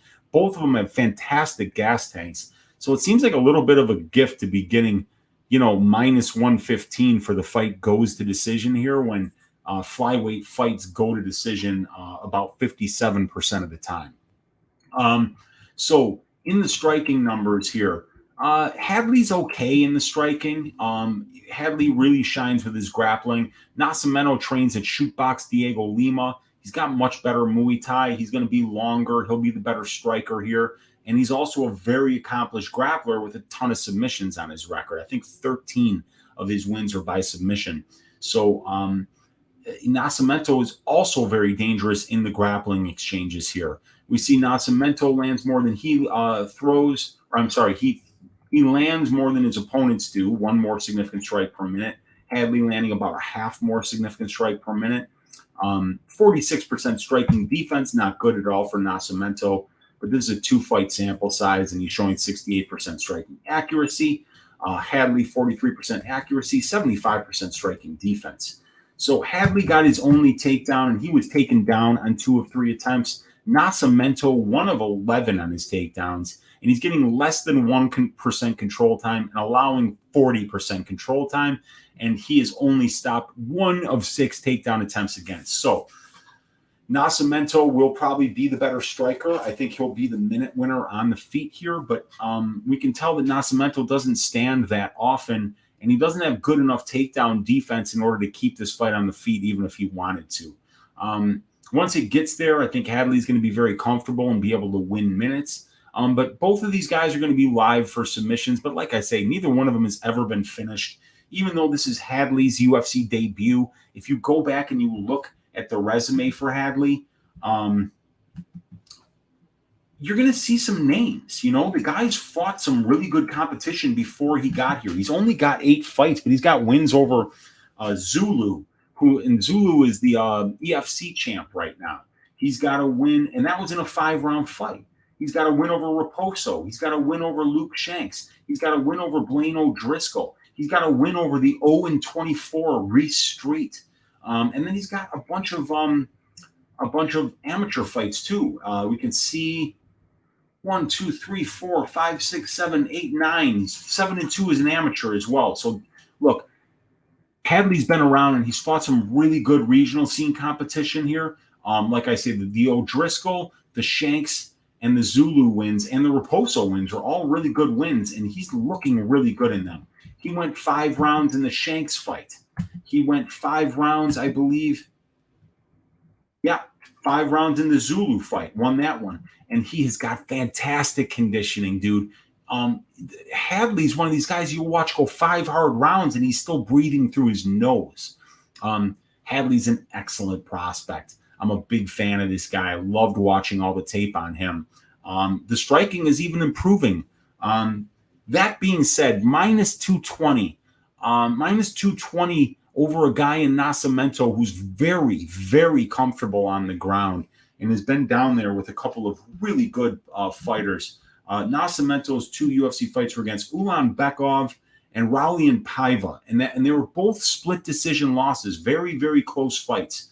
But if you watch the Yuki Matoya fight, you could see Hadley having some success on the ground against Nascimento like Yuki did. I think that Jake is going to win this fight, but minus 220 for a kid making his UFC debut coming from across the pond, a little bit too much to pay, in my opinion. You're giving up a lot of experience. You're giving up some size, and you're giving up some striking acumen here. But if we go to the decision prop, and we know that Nascimento has faced some really good regional scene competition in his own right, training out of Shootbox Diego Lima, really tough dude, can take a punch, never been submitted, never been knocked out. How about going for Jake Hadley by decision? Jake Hadley by decision is plus money, plus 150, plus 160. I think that's much better than minus 220. We can go at plus 120. We can go 0.8 units to win one instead of 2.2 units to win one. And that's how we do it, you guys. That's a savings of 1.4 units that we have to put up, and we can assume that Hadley, because Nascimento has never been finished, that his best path is probably going to be to win this fight by decision. And we've seen him win 2 decisions, and those decisions were in 5-round fights, not 3-round fights, against higher level competition, the kind of competition he's probably going to see here. So I do believe that Nascimento, being a Brazilian Jiu-Jitsu black belt, is going to be able to stay out of the submissions by Hadley. But with what we've seen of the takedown defense of Nascimento and the willing to play Jiu-Jitsu off his back leads me to believe that Hadley is going to easily be able to win enough minutes to comfortably win a decision here. So the pick, you guys, Jake Hadley by decision. And I am going to be trying to get Hadley around plus 150. Because like I say, at that point, we're at about 0.7 units to win one instead of 2.2 units to win one, a savings of 1.5 units of risk that we don't have to put down to get the same amount of profit. So that's the way I'm going to be playing this fight. The next fight. Woo! Oh, baby. Frank Camacho against Manuel Torres. Frank the Crank Camacho at plus 103. Manuel Torres at minus 123. Fight doesn't go to decision, juiced up at minus 300. All right, you guys. Let's look at this one. Torres, 5 years younger. These guys are the same height, which I don't believe. I would be surprised to see Torres less than 3 inches taller than Frank Camacho. But these guys lie about their height all the time, so it's not surprising. It says that they have the same reach too. I seriously don't believe that either. Orthodox stance, we got Entrum Gym for Torres, Trench Tech for Frank Camacho, fighting out of the Northern Mariana Islands, Saipan, stand up, your boy coming back to the UFC. We got Manuel Torres out of the Fighting Pride of Mexico. 17 more professional fights for Frank Camacho. 130 more minutes in the pro cage for Camacho. Both of these guys fight like they're double parked. 6.27 minutes average fight time for Camacho, 4.79 for Torres. And Camacho with a 16-and-a-half-year career. Yes, you read that right. This man is going to be 33 years old in a week, and he has fought more than half of his life as a professional mixed martial artist. 16 years, 5 months, 17 days. From today is when he took his first professional mixed martial arts fight. So it's Camacho with 6 more UFC level fights and 62 more minutes in the UFC cage. Camacho, 86% finish rate. Manuel Torres, 92% finish rate. Torres finished in both of his losses. Frank Camacho finished in 78% of his 9 losses. 11 combined losses, 9 of them inside the distance. These guys both fight like they're double parked. It's going to be such a fun fight. And we've got Camacho absorbing more significant strikes per minute than he lands, which is no surprise. If you've seen any fights from this guy, he just blocks punches with his face. 46% striking accuracy, no knockdowns, and he's been knocked down 3 times in 7 UFC fights, absorbing 0.7 knockdowns per 15 minutes. Torres, he's only been in the cage for 2 minutes, so these numbers mean nothing. But he is landing 11.54 and only absorbing 2.31. So you saw he really put it on Colton England. However, he poked Colton England in the eye. Herb Dean didn't see it, told him to fight on, and then Torres just launched in and finished him immediately. So, I mean, I think he probably would have beaten England anyway. He was looking really crisp. He was looking really good. But the win was super suspect, you guys. In terms of the grappling here, Frank Camacho, we keep hearing it. It's one of these things. It's like Justin Gaethje was a Division I wrestler, a big deal. He doesn't shoot takedowns. Frank Camacho, world Brazilian Jiu-Jitsu brown belt champion way back in the day. And then, which is funny because you always hear Rogan saying it. Whoever the announcer is saying it, like, oh, this guy's, super high-level Brazilian Jiu-Jitsu. He just prefers to bang. He prefers to throw hands. I think he might have been the only person to show up to this World Brazilian Jiu-Jitsu tournament at the brown belt level. This guy's grappling is fucking horrible. It's terrible. Watch his UFC fights. He never gets more than 20 seconds of control time when he gets takedowns. And when he gets takedowns, he's getting dudes' backs flat against the mat. He's getting his back taken. I've never seen him win a grappling exchange at the UFC level. He's gotten some takedowns and done absolutely nothing with them. 5 takedowns on 11 attempts, but less than 10% control time 4. And he's been taken down 7 times on 25 attempts, and he's allowed 8% control time. So, his fights are taking place at, standing over 80% of the time. And I think that that's actually kind of good, but I don't know where Frank Camacho is good. He's put on some amazing fights. He's been in absolute wars. Frank Camacho is a credit to the sport because he's left so much blood in the cage, and he's brought these fights, that were absolute bangers. The fight against Drew Dober was incredible. The fight against Damian Beatdown Brown was incredible. The debut on short notice against Li Jingliang was an absolute war. But boy, did they take their toll on him. Because then Jeff Neal literally stole his soul with a head kick. It was so nasty. It was so bad. And then after that head kick, he came out and he got knocked out in 30 seconds by Justin James, who's 1-4 in the UFC. Look, Camacho has given a lot to the sport. He's one of the OGs. You love this guy. If you were to meet him in a bar, you'd shake his hand, you'd take your picture with him, and you'd say, I fucking loved watching you fight. But as a capper who's out here trying to make money, I don't know what Frank Camacho is good at. His stand-up is not good. He's horrible defensively. For every shot that he lands, he absorbs 3. He gets good judo takedowns, but he's not a freestyle wrestler. So unless he's in the clinch with you, he's not able to get a takedown. And when he does get a takedown, he doesn't do anything with it, and he leaves you a ton of space, and it makes it very easy for you to get back up. And then just at distance, he's just an absolute punching bag. He's fought some really good competition, though, you guys. Drew Dober, Li Jingliang, Jeff Neal, Beneil Dariush. And then wins are against Nick Hine, who's awful.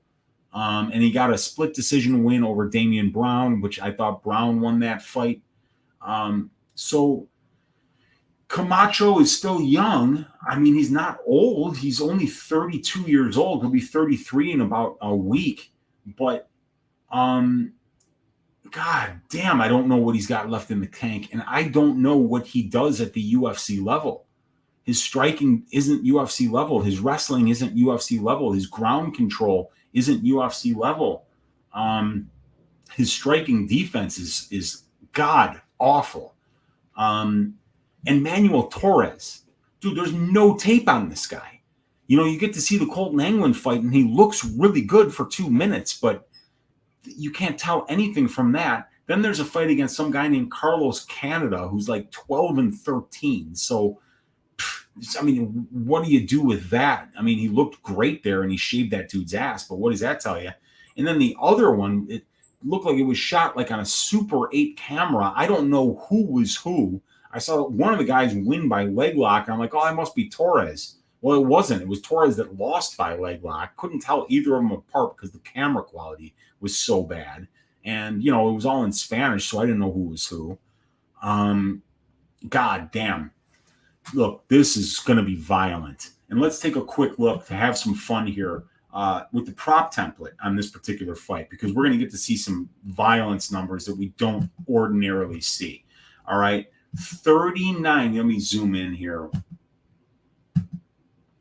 39 of their 45 combined pro fights have finished inside the distance. That's 86.7%. And in the UFC, 5 of 8 have finished inside the distance. So that's better than the divisional finish rate of about 50%, but it's about 12.5% worse than the implied probability of the line and minus 300. But here's the thing. Manuel Torres has only been to 1 decision in 14 fights. So you really do have a killer be killed fighter here who's been finishing 100% of his losses and has gotten finishes in 11 of 12 wins. And in Frank Camacho, you've got a guy that I don't know what's left in the tank. He has everything that he's taken, in damage-wise, he's taken inside the cage, and he's left a good percentage of his body and his brain cells in that cage. I don't know what's left, but I do know from what I've seen of Torres on tape that I would be shocked if this fight got outside the first round.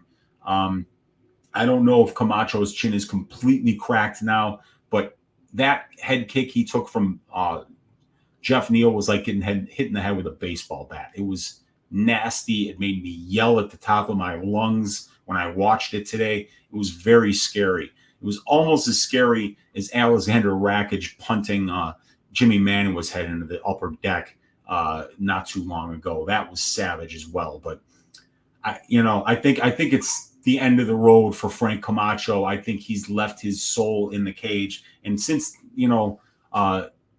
Neal punted him, and since Justin James finished him in less than 30 seconds, since then now he's pulled out of 2 fights and been in a major car accident. So I know that there's some kind of narrative right now that Camacho looks the best he's ever looked. I don't give a shit about all that. I have to see it in the cage before I bet it.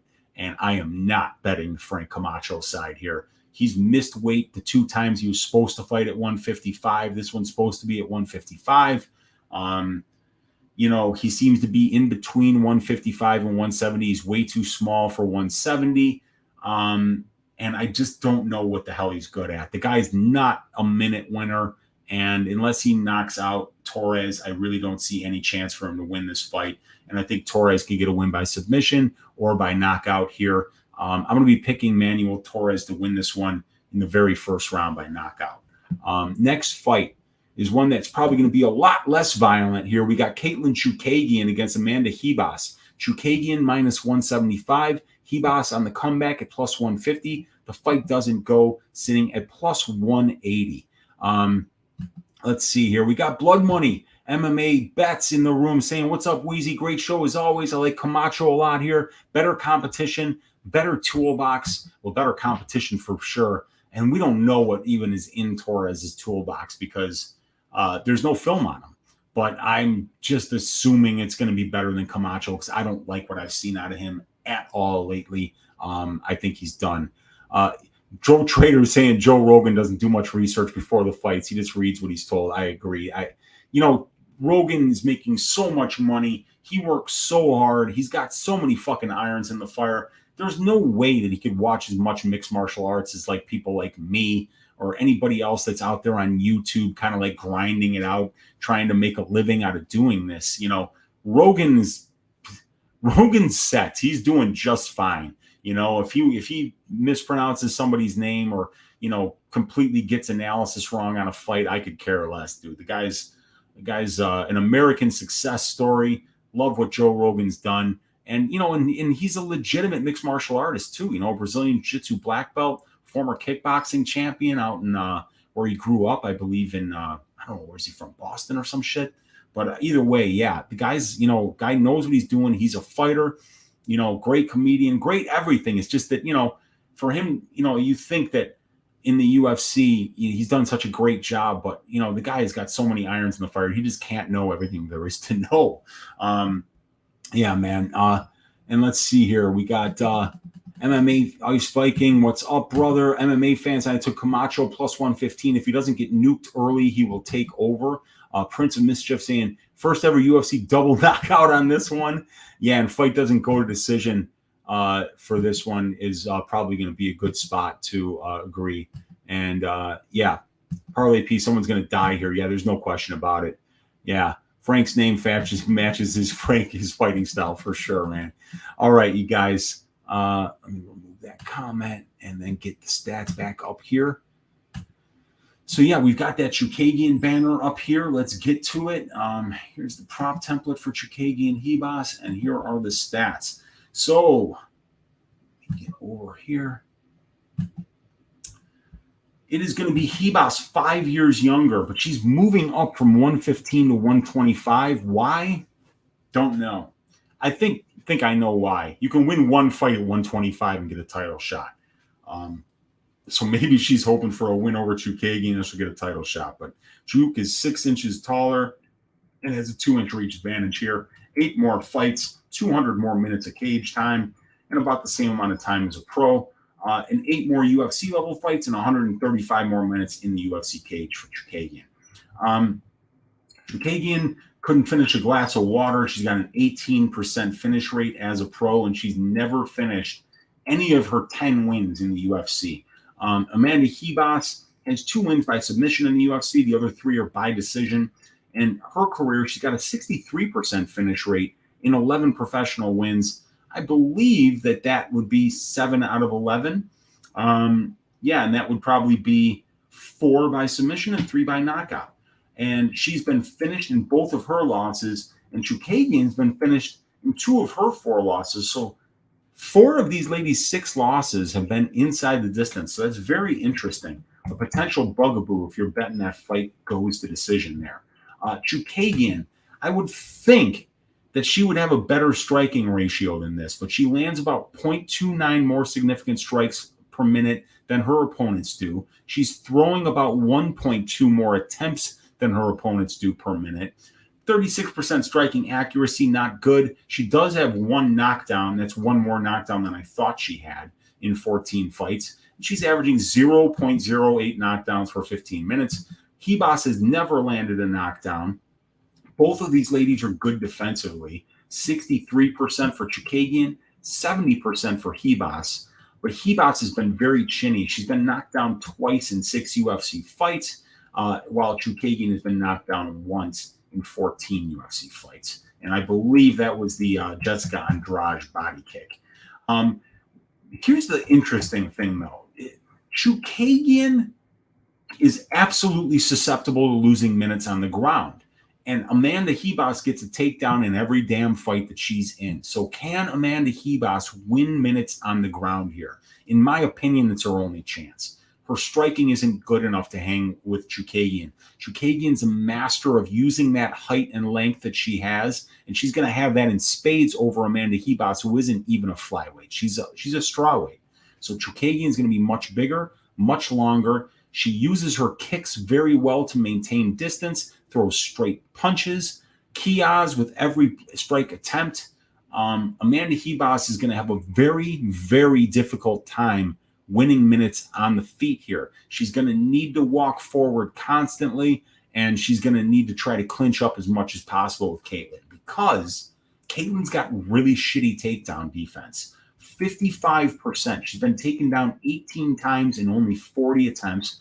She's yielding 1.38 takedown attempts for 15 minutes and giving up about 15 minutes of control time. That's 27 minutes of control time on 18 successful takedowns. But the problem is that Chookagian is only having 3 takedown attempts against her per fight. So I think that there is a path here for Ribas. Chookagian's grappling, she's a Brazilian Jiu-Jitsu brown belt under John Danaher. She's got a good ground game. But Ribas is a Brazilian Jiu-Jitsu black belt. Or I don't know if she's a BJJ black belt, but I do know that she's a judo black belt. So if this gets into the clinch, even though Katlyn's bigger and potentially even stronger, she's probably going to get thrown around by Amanda in the clinch there. So, and Amanda's got really good takedown defense, and Chookagian doesn't. So if there's one fighter here that has the ability to win minutes on the ground, it's going to be Ribas. And I think that's going to be her best path, because I don't see Ribas being a good enough striker at this level against Katlyn Chookagian to win minutes on the feet. If we look at the strength of schedule, we're going to see Ribas with the better ratio and Chookagian with the more experienced level of competition. When we look at the wins, they're a little bit better here for Chookagian. And for the losses, more experienced competition Chookagian's losing to, better win-loss ratio competition Amanda Ribas is losing to. We see the names on the resume: Valentina Shevchenko, Antonina Shevchenko, Andrade, Calvillo, Araujo, Maya for Chookagian. And for Ribas, the wins are over Virna Jandiroba, Paige Van Zandt, Randa Marcos, and then the Mackenzie Dern that was post-baby and fat. And then the loss was against Marina Rodriguez. And I mean, I guess if you want to, say that there's a type of opponent, in the flyweight division that kind of looks a lot like Marina Rodriguez, it would be Katlyn Chookagian. Katlyn Chookagian is like Marina Rodriguez without the power and the mean. But the ability to be able to maintain distance and win minutes consistently on the feet, Katlyn Chookagian has definitely got that in spades. So the question for me is Amanda Ribas up a weight class going to be able to win enough minutes on the ground to make this greasy? And Chookagian uses her footwork, her distance management very well. I think she's going to throw more volume than Amanda. I think she's going to just look a lot better on the feet here. And I think that she's going to be able to keep this fight standing long enough in order to assure the victory. Amanda Ribas, 31.8% control time for, 10.5% control time against. So about 45% of her fights taking place in control time positions. But you see, Chookagian's been really good in avoiding those control time positions and keeping the fight standing, which is where she does her best work and where she wins the most minutes. And because of that, she's been, spending over 75% of her UFC career at striking distance where she does her best work. I think that she's going to be able to continue to do her best work at striking range and be able to keep it there against Amanda Ribas. Ribas, not enough commitment to the wrestling here, in my opinion, and that's at 115. Remember, these are smaller girls that she's taken down. Not enough commitment to the wrestling, 17 takedown attempts in 6 fights in order for me to believe she can win enough minutes on the ground here to make up for the disadvantage that she's at on the feet. So I am going to go with Katlyn Chookagian. And when you bet Katlyn Chookagian, you better to win by decision, even though Ribas has been finished in both of her losses. I'm still going to pick Katlyn Chookagian by decision, but I also think the money line is not a bad look because we're not getting that much of a discount to go Katlyn Chookagian by decision. So, yeah, picking Chookagian here. This is a very interesting fight here. Louis Smolka up against dangerous Davey Grant. So Davey Grant is a huge favorite here at minus 310. Louis Smolka plus 260. The fight doesn't go to decision. About a 67% implied probability here of minus 200. So we see that Davey Grant is a 36-year-old bantamweight. We don't like seeing that. Louis Smolka, 30. Smolka 1 inch taller. Grant with the 1 inch reach advantage. Are both orthodox fighters. Smolka out of Team Oyama, and it's SBG Manchester for Davey Grant. So even though Davey Grant's 6 years older, it's Smolka who's more experienced here. He's got 6 more fights and about 100 more minutes in the pro cage, despite the fact that Davey Grant's been a pro for 13 years. So Louis Smolka has been an active pro, 2.5 fights per year. Davey Grant's been a very inactive pro, about 1.5 fights per year. So Smolka's got 7 more UFC level fights and almost 50 more minutes in the UFC cage. His average fight time a little bit less than Davey Grant's here at 9.3 compared to 11.31 for Grant. Grant finishing 85% of his pro wins inside the distance. And for Louis Smolka, it's 88%.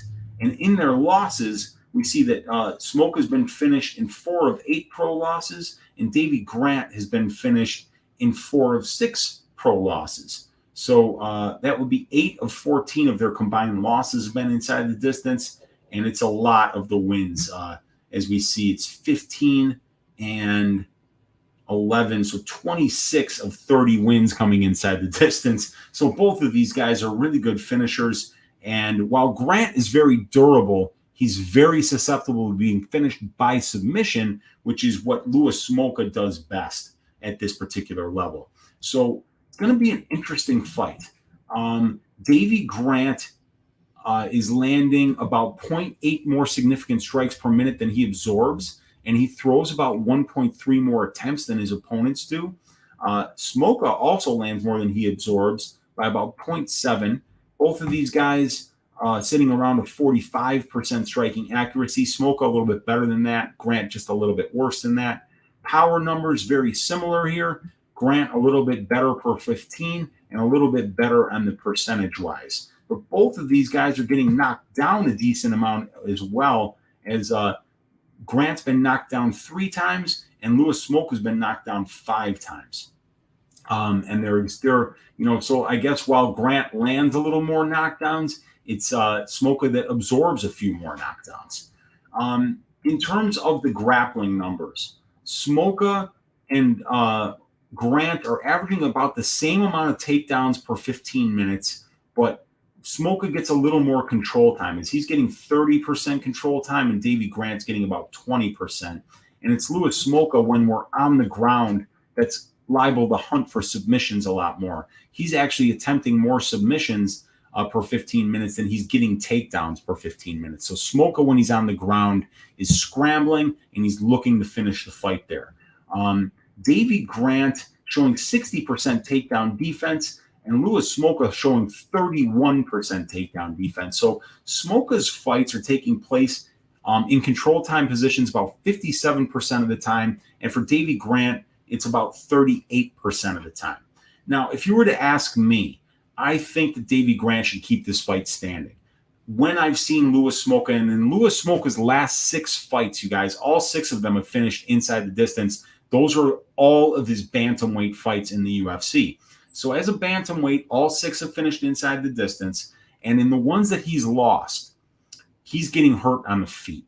The striking just isn't there for Smolka. He's very slow. He doesn't have a lot of power for this particular weight class. And he really does his best work in the grappling. And we can see that he's spending almost 60% of his time in control time positions for and against. Now, Davey Grant, on the other hand, is just throwing bombs on the feet now. We used to see Davey Grant go to his wrestling and his grappling a lot more, as he's finished 62% of his pro wins by submission and 23% of his pro wins by knockout. However, in his 4 UFC wins, he's never subbed anybody, and he's got 2 knockouts. So the Davey Grant, the version of Davey Grant that we're going to see on Saturday is the version that's fallen in love with his hands. And normally that's not a good thing, in my opinion. But in this fight, it is a good thing, I think, because Smolka is a punching bag. The striking defense at 53% is not nearly good enough. Getting knocked down 5 times in 16 fights, especially seeing as most of those fights are taking place at flyweight, where there's very few power punchers, is very alarming. And Davey Grant is trying to punt dudes' heads into the upper deck right now. Some very scary shots that he's been landing here. The loss by split decision to Adrian Yanez was a great fight. Davey Grant was in those first 2 rounds with Marlon Vera here. And the reason he lost to Marlon Vera is because he lost in the grappling exchanges. The knockouts over Jonathan Martinez and Martin Day were absolutely scary. In particular, that Martinez win. The Popov split decision was a garbage performance, but I believe that fight took place on Fight Island. And Martin Day's fight definitely took place on Fight Island. So we kind of saw Davey Grant with a couple of lackluster performances, but he wound up winning. He got that late knockdown against Day, and it was a very close fight against a low-level opponent in Popov, but he wound up getting that decision. But it's now we're seeing the Davey Grant that's just swinging hammers in there. And the guy is incredibly durable, too. So I believe that if Smolka doesn't go out there and fight this fight exactly like he fought the Sue Mudaerji fight, which is to go out there and shoot a takedown 2 seconds into the fight and make it a complete grappling match. And let me just take you through the advanced stats here, because I want to show you some of the things that I saw when I was breaking down this fight late last night to get ready for the show today. Let's see here. We're going to find dangerous Davey Grant. Oh, where the hell is he? Damn it.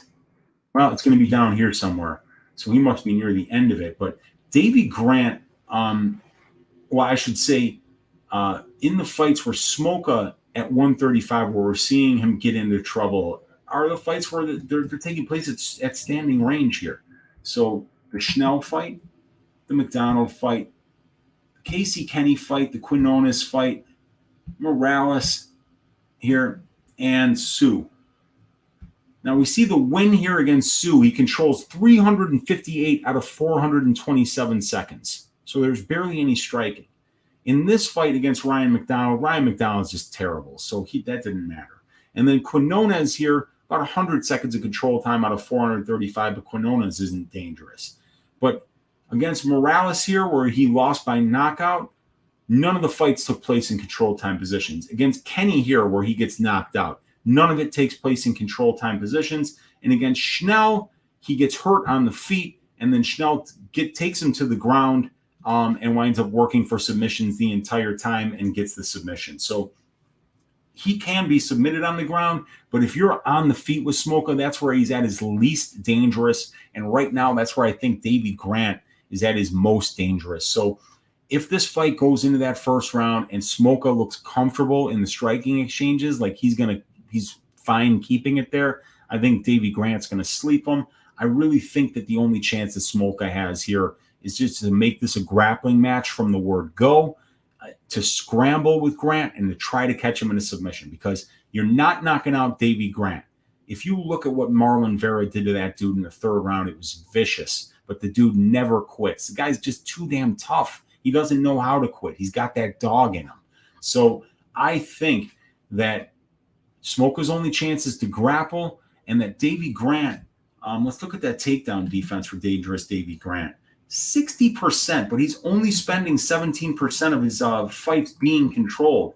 So that's about 18 minutes on 8 takedown attempts. That leaves a little something to be desired, but I'm going to say 45 minutes of control time out of 145 for Smolka on 18 takedowns. So yeah, Smolka's path is to make this a grappling match. If he does that, it's going to be a close fight. And I don't think Davey's going to have as many chances to finish this fight as he would if Smolka would just indulge him and make it a striking match, because this version of Davey Grant has fallen in love with his hands, and I'm fine with it because he's throwing absolute heat. He trusts his chin, and he's throwing bombs. He's just saying to himself, you're going to fall before I do. And from what I saw from Smolka in that fight against Jonathan Martinez, he better have learned that he needs to grapple, because if he didn't, he's going to get smoked by Davey Grant here, and Grant's going to knock him out in the very first round. So I'm going to predict Davey Grant to win by first round knockout, because I have very little faith in Louis Smolka at this point of his career. But if Smolka does get to the grappling here early and often, I think that he is going to be live to win this fight and live to get a submission. All that being said, I do like the fight doesn't go to decision here at minus 200.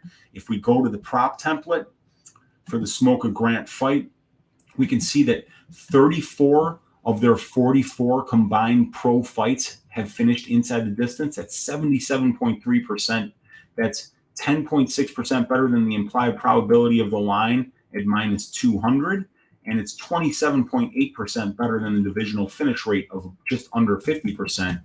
But when we look at the UFC numbers, it's 15 of 25 that have finished inside the distance. So what this is telling us that, yeah, they're finishing 10% better than the 49.43% divisional finish rate at 60%.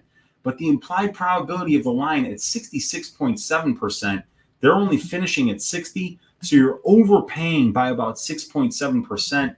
So it might be something where I try the under 2.5 just to get a little more numbers there. But the problem is that Davey Grant has had 2 fights finish in the last 2.5 minutes of round 3. So I'm probably going to be staying away. No, I think the under 2.5 is actually a pretty good bet at minus 155. I could see putting that in the parlay, because I think Grant either knocks this dude out or Smolka gets a submission. And I think both of them are live. So, yeah, I think 15 out of 25. But we've seen at bantamweight and the version of Louis Smolka that's been fighting recently, that his last 6 fights have finished inside the distance. That's definitely a trend, and that trend is happening entirely at bantamweight. That's where this fight is taking place. So I'm going to pick Davey Grant to win inside the distance. I think he probably gets it done in the first round if Smolka doesn't start grappling immediately.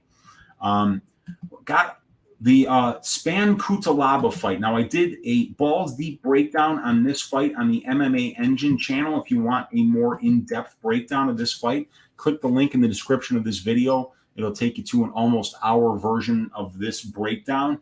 But let me speed through it here. Spann, much bigger than Ion Cutelaba, 4 inches taller, 4 inches of reach. He's orthodox. Ion is southpaw. Spann, 2 more pro fights, about 20 more minutes in the pro cage, and Ion Cutelaba with 1 more year as a pro. 2 more UFC fights for Cutelaba, and about 45 more minutes in the UFC cage. So the experience numbers are actually very close. But Spann's going to be the much bigger guy, and both of these guys are great finishers. 84% finish rate for Spann, 88% finish rate for Cutelaba. And in these guys, 8 combined UFC losses, 7 of them have been inside the distance. So that's why we've got a fight doesn't go to decision for this fight at minus 400. Cutelaba, big favorite at minus 210. Spann on the comeback at plus 180. So when you watch Spann fight, you don't. He reminds me a lot of Kennedy and Chekwu, where I just don't know what the hell this guy is doing in there. It doesn't look like there's a whole lot of process, but what he is just an absolutely gigantic dude who hits really hard, who probably weighs like 250 on fight day. I swear to God. I mean, I think that there was a fight where Spann actually weighed in one time at 185 pounds, and I have no idea how that happened, because this guy is huge for 205. But Spann is landing knockdowns on 3% of the significant strikes that he's landing. So that means he's landed 5 knockdowns in only 9 fights, and 5 knockdowns on 163 significant strikes landed. While Cutelaba has landed 1 or 2 knockdowns in 11 fights. So, Spann's much more powerful. Both of these guys not great on striking defense. And it's Spann who's been a lot more chinny, as he's been knocked down 3 times in 9 fights. And Ion Cutelaba has been knocked down twice in 11 fights. So Spann more powerful, but it's Spann who's also more chinny here. What Spann is good at is being efficient on the ground. He's attempted less takedowns and gotten less takedowns than his opponents have, but he's out-controlling his opponents on the ground by about 9%. And I think that's a function of his size. He's just a huge dude. So if you take him down, he can kind of just get right back up. That won't be a problem for him because you're not holding down a man of that size. But Cutelaba is very good at getting takedowns. But as we can see here, 27 takedowns, but only 22% control time. So that would be less than 20 minutes of control time on 27 successful takedowns. So the problem with betting the Cutelaba side for me here is that while I think that he can win minutes in the wrestling potentially, I don't know how many he can win. And I don't know how often he wants to be shooting in on Ryan Spann, because the one thing that Ryan Spann does do very well when you try to take him down is get his arm underneath your neck, and he goes for that guillotine, and he's got a ton of front choke finishes. And he's just such a big dude, and he's got such a squeeze that once you're in there, it's over with. So this is a very interesting stylistic matchup, in my opinion. I don't think Cutelaba should be this big of a favorite. Ryan Spann is just an absolutely gigantic body. Let's look at the strength of schedule here. We've got an experience advantage for Ryan Spann, but a ratio advantage here for Ion Cutelaba. So the average Cutelaba opponent, 5.91 wins, 3.545 losses. But the average Spann opponent is right near 500, 5.44 wins and 5 losses. If we look at the wins, they're about the same for Spann as they are for Cutelaba. So Spann's wins just as good as Cutelaba's. It's just that Cutelaba's losing to the better brand of competition here, as he's losing to guys with 2.28 win-to-loss ratio. The average record of a guy that beats Cutelaba, 8.2 wins, 3.6 losses. And then for Spann, it's a guy with 6 wins and 5 losses. So Cutelaba's losing the better competition, and he's fighting the better brand of competition.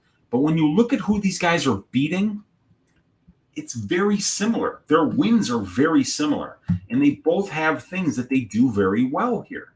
So we're going to compare the wins of Cutelaba and Spann here.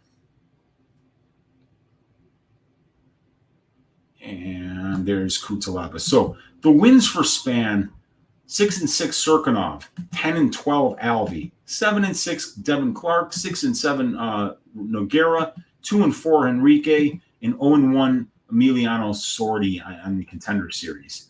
And then Cutelaba, the wins are against Devin Clark. That's a win that he has.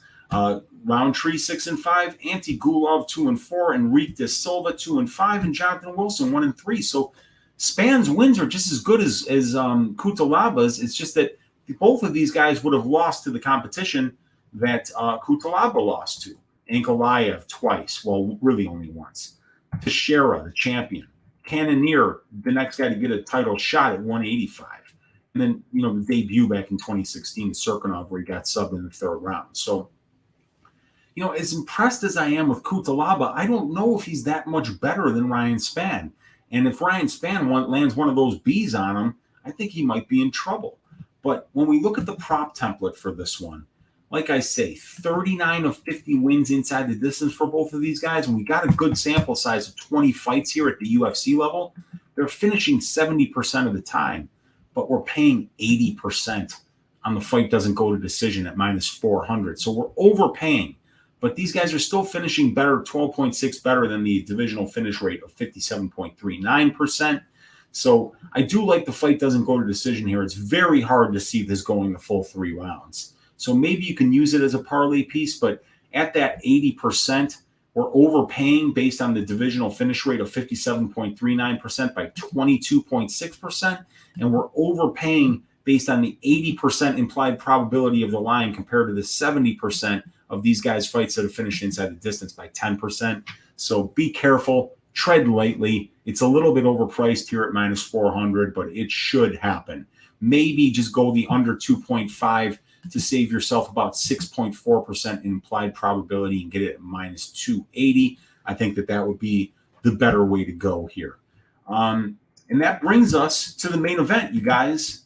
Blachowicz versus Rakic. And if you look in the description of this video, once again, my man DFS by the numbers and we did a deep dive on this particular fight. Went almost an hour, took care of all the angles on it. So check it out if you want a more in-depth description of this fight. But it is going to be a nice tail of the tape advantage here for Aleksandar Rakic over Blachowicz, as he's 9 years younger and 2 inches taller. They have the same reach. They're both orthodox fighters. This fight was supposed to happen a couple of months ago. Blachowicz had to pull out with an injury, and now he's back. I guess there was some kind of a neck injury, and it may have explained why he tapped so fast and gave up so quickly against Glover Teixeira, because it looked like a quit job, and we know that that's not Jan Blachowicz, but he might have been hurt, so maybe that's the reason why he just tapped out as soon as what's his name got on top of him here. So Blachowicz, with being 9 years older, we would expect him to have an experience advantage here, and he does. 21 more professional fights, 250 more minutes in the pro cage, and about 4.5 more years as a pro for Jan Blachowicz. He's got 10 more fights at the UFC level and 130 more minutes in the UFC cage. But it's Rakic, who's 6-1 and who could be 7-0, and Blachowicz, who's 11-6. So two completely different records. In terms of finishing, Rakic finishing 71% of his pro wins, but he's only finished 2 of his 6 UFC wins. Blachowicz is finishing 61% of his pro wins, but he's finished 54% of his 11 UFC wins inside the distance. So 6 of them inside the distance, 4 by knockout, 2 by submission. Rakic has never been submitted in the UFC or knocked out, and Blachowicz has been finished in 2 of his 6 UFC losses, once by knockout, once by submission. And he's been finishing 44% of his 9 pro losses, and Rakic has been submitted in 1 of his 2 pro losses. If we look at the striking numbers here, you're going to see Blachowicz landing about 0.8 more than he absorbs per minute, throwing about 1.2 more significant strikes attempts per minute than his opponents do, 50% accuracy, 0.8% knockdowns per total significant strikes landed, and he's getting 0.43 knockdowns per 15 minutes. Rakic has got better striking ratios here, as he lands 4.23 but only absorbs 2.23. Better power numbers here, as he's landed 4 knockdowns in 338 significant strikes landed, and he's averaging 0.75 knockdowns for 15 minutes. Both of these guys showing pretty good chins, as Rakic has only been knocked down once, and Jan Blachowicz has only been knocked down once. So in 24 combined fights, these guys have only been knocked down a total of 2 times, 1 apiece. So 0.19 knockdowns absorbed per 15 minutes for Rakic and 0.07 for Blachowicz. But what these numbers are telling us is that Rakic is a little more powerful. He throws a little more volume. He throws a lot more volume in ratio level to his opponents.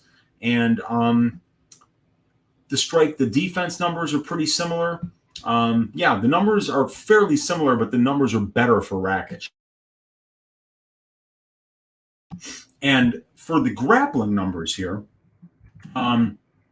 we see that Blachowicz has attempted only 30 takedowns in 17 fights. So, I mean, less than 2 takedown attempts per fight, 1.14 per 15 minutes, 15% control time for, almost 28% control time allowed. So, even though he gets as many takedowns as his opponents, he's getting out-controlled at about a 2-to-1 ratio.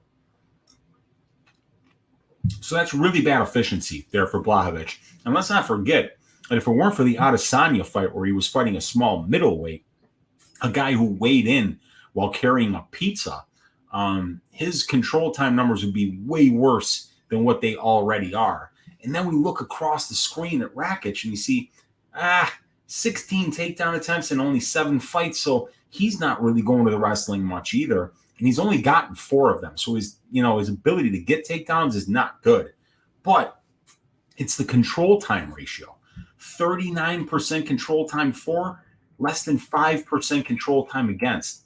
So that's between a 7 and an 8-to-1 control time ratio. For every 7 or 8 seconds that Rakic gets, he gives up 1. So while we see a guy in Rakic who's winning a lot of minutes on the feet, as he lands 2 more significant strike attempts per minute than he absorbs. He throws with more power. He's on the same page defensively, and he's winning 7 seconds on the ground for every one that he's losing. This looks like a pretty easy path for Aleksandar Rakic to just win minutes here. And Blachowicz is a guy that, has been counting on finishing fights, not winning minutes.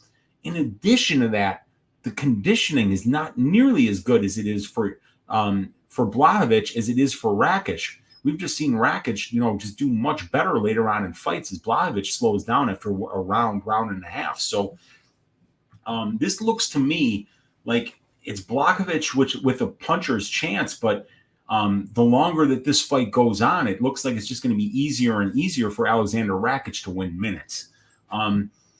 Blachowicz's strength of schedule, a little bit better here. The ratio about 0.2 better and about 1.5 more total fights. So he's fighting the better brand of competition and the more experienced brand of competition. Beating the little bit better brand of competition. But look, the average guy that Blachowicz beats, 7.55 wins, 4.27 losses. The average guy that Rakic beats, 7.5 wins, 4.83 losses. So, the wins are very similar, but they edge Blachowicz. And then the losses are better for Blachowicz. So I'm giving the strength of schedule edge to Blachowicz here.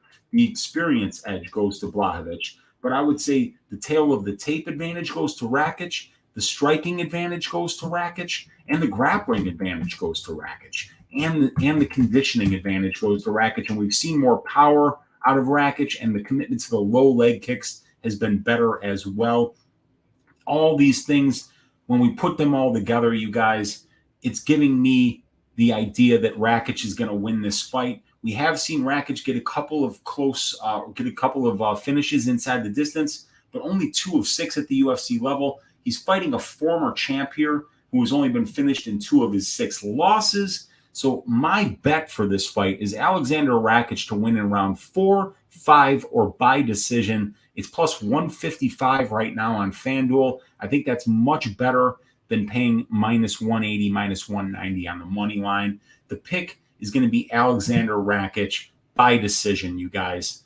We're an hour and 52 minutes into this week's Just the Tip. There's 66 of you guys live watching with us right now. We've got 2 orders of business left to take care of. The first order of business is I bring up the ticker here for Rakic. We see Rakic around minus 190, Blachowicz about plus 165. The fight doesn't go to decision, sitting at minus 150. But we got to talk about a greasy 4-leg parlay here. And I'm going to take you through the legs one by one. So, greasy 4-leg parlay. And I'm going to put it on here on the ticker. So, we're going to start with the Smolka Grant under 2.5 rounds. So, like I said, Louis Smolka's last 6 fights at bantamweight have all finished inside of the distance, and none of them have went to round 3. And Davey Grant, when he's standing up, is throwing with such bad intentions that I definitely see Grant getting a knockout, or maybe him knocking Smolka down and finishing with a ground and pound or potentially with a submission. And I could see Smolka locking up a guillotine in a grappling transition here. So I like the fight. The reason we're going with the under 2.5 instead of the fight doesn't go at a 66.67% implied probability. The under 2.5, almost 6% better. So I'd rather pay that minus 155 and just say if Smolka gets to the last 2.5 minutes of round 3 for the first time in like almost 10 fights, then so be it. But I'd rather pay minus 155 rather than minus 200. So the first leg of the greasy parlay, all these legs are going to be better than minus 200, you guys. So if you do it on FanDuel like I did, if you cash 3 out of the 4 legs and your parlay is less than $25, you'll get a free bet the next week in the amount of the parlay. So that's parlay insurance. And if you do that, if you do a 4-leg parlay on FanDuel where none of the legs are south of minus 200. So leg number 1, Smolka Grant under 2.5. The next one, Torres Camacho under 1.5. Manuel Torres has only been over 1.5 rounds once in 12 fights. And Frank Camacho has absolutely had his soul stolen recently. I don't know what's left in the tank, but this should be an absolute war for as long as it lasts. And these guys have finished 39 of their 45 combined fights inside the distance. That's 86.7%. So for the under 1.5 here at plus money and a 46% implied probability, I think it's an absolute steal because the style that Torres brings, like I say, in 14 fights, they've only been over 1.5 rounds once. And, Camacho has no interest in defense. It appears that Torres doesn't either. This should be a train crash, like that under 1.5 there. The third one, Taira Candelario over 2.5. We already talked about this one. It's really underpriced in comparison to how these fights are finishing. The fights go over 2.5 63.8% of the time, yet this over 2.5 is only priced at 49.02% of the time.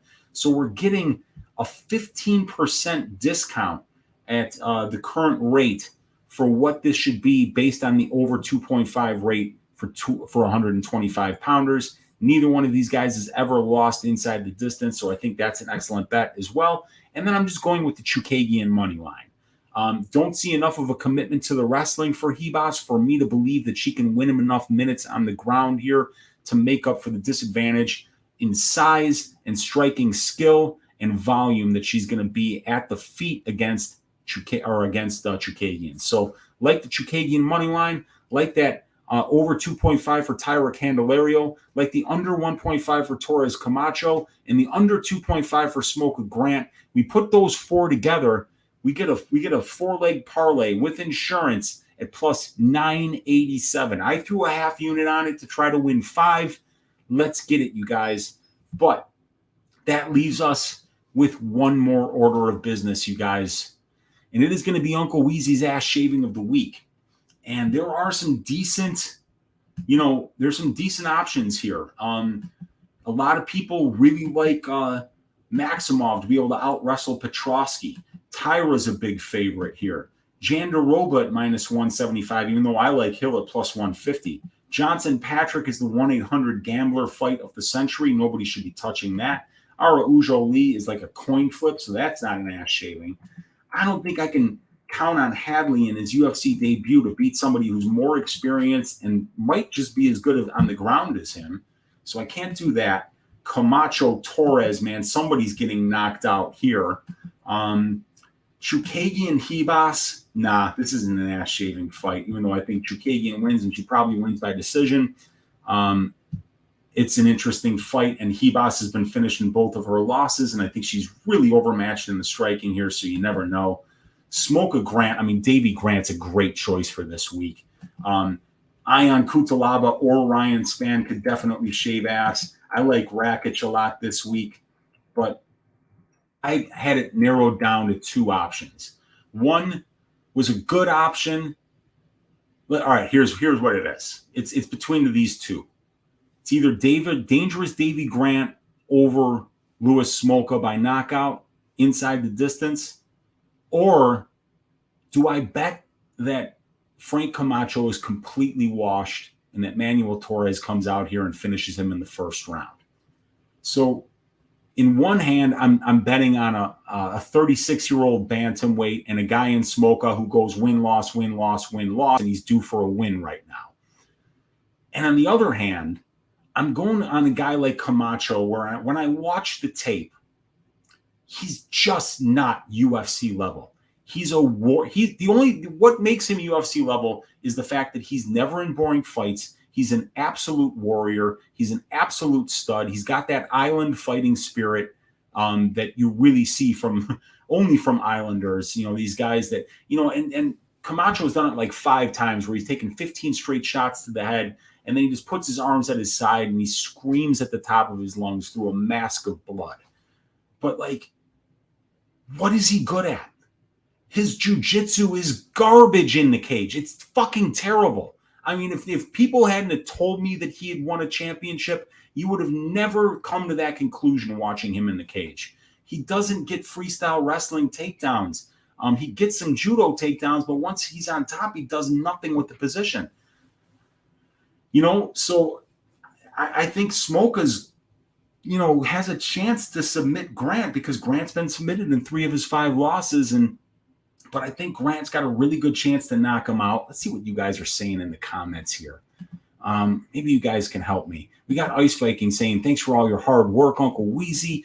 We got Papa Chuck saying Davey. We got Davey Grant here says, we got to throw up a poll since Prince of Mischief. We got Mushroom saying, what's up, Papa? Uncle Hefner in the house. John Smith says, Michael Johnson, no chance, man. The Greasy Parlay is back, you guys. My God. So the thing is here is that Davey Grant's money line is a little bit washed out. You know what? Let's just type up this banner. I'm gonna type it up for you guys. We got to hide, and then we're gonna put this right up here.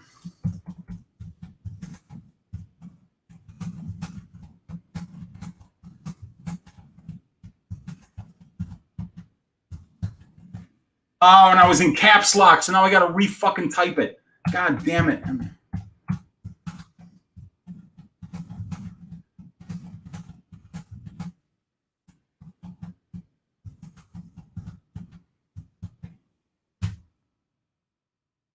Show. Uncle Weezy's ass shaving of the week. We're giving you another plus money bet, you guys. Davey Grant minus 300 by knockout. Inside the distance, not even plus money.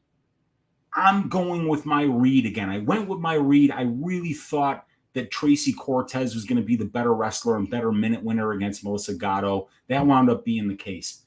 My read here is that Frank Camacho is done. That he never was a UFC level fighter.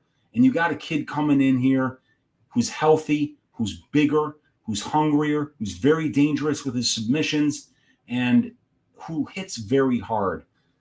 I love Frank Camacho. I think he's given a ton of the sport. He's a credit to the UFC. He's a warrior, but he's just not a great fighter. And Manuel Torres, as little information as we have on Manuel Torres, for what I have seen from him, I think that we can get some good money here. I'm going Torres inside the distance, and Torres inside the distance is a plus money bet this week at plus 145 on Bet Online, but it's around plus 120 everywhere else. That is going to be Uncle Weezy's ass shaving of the week. It was going to be Davey Grant, but I wanted to give you something a little bit juicier and trust my read a little bit more by saying that I don't think Frank Camacho is UFC level. I don't think he ever was. And I think that Manuel Torres is going to go out there and shave this dude's ass in the first round. 2 hours and 2 minutes in. All of you guys been hanging out faithfully with us, 60 of you in here. Thank you so much for hanging out on a Tuesday night with me, your host, Uncle Weezy, for Just the Tip. God bless each and every one of you. Let's stack cash tickets like flapjacks for UFC Vegas 54. I will be back tomorrow on Pub Sports Radio, 6 o'clock Central Time for the DFS show. And I will be back tomorrow night on my channel, 10:30 p.m. Central Time after the Club and Sub podcast to do Ask Weezy. And you can find me on the MMA Engine YouTube channel. If you guys have not went over there and looked at the videos over there and subscribed to the channel yet, please do that. Probability, 7:15 Central Time on Thursday night. We'll go much deeper into all these over-under bets, figure out a nice parlay for us to make some money on the over-unders for this card. But I think that we're done, you guys. God bless each and every one of you. You can see me tomorrow night on Pub Sports Radio and right here on Uncle Weezy's channel as well. And let's stack cash tickets like flapjacks for UFC Vegas 54. Good night, you guys.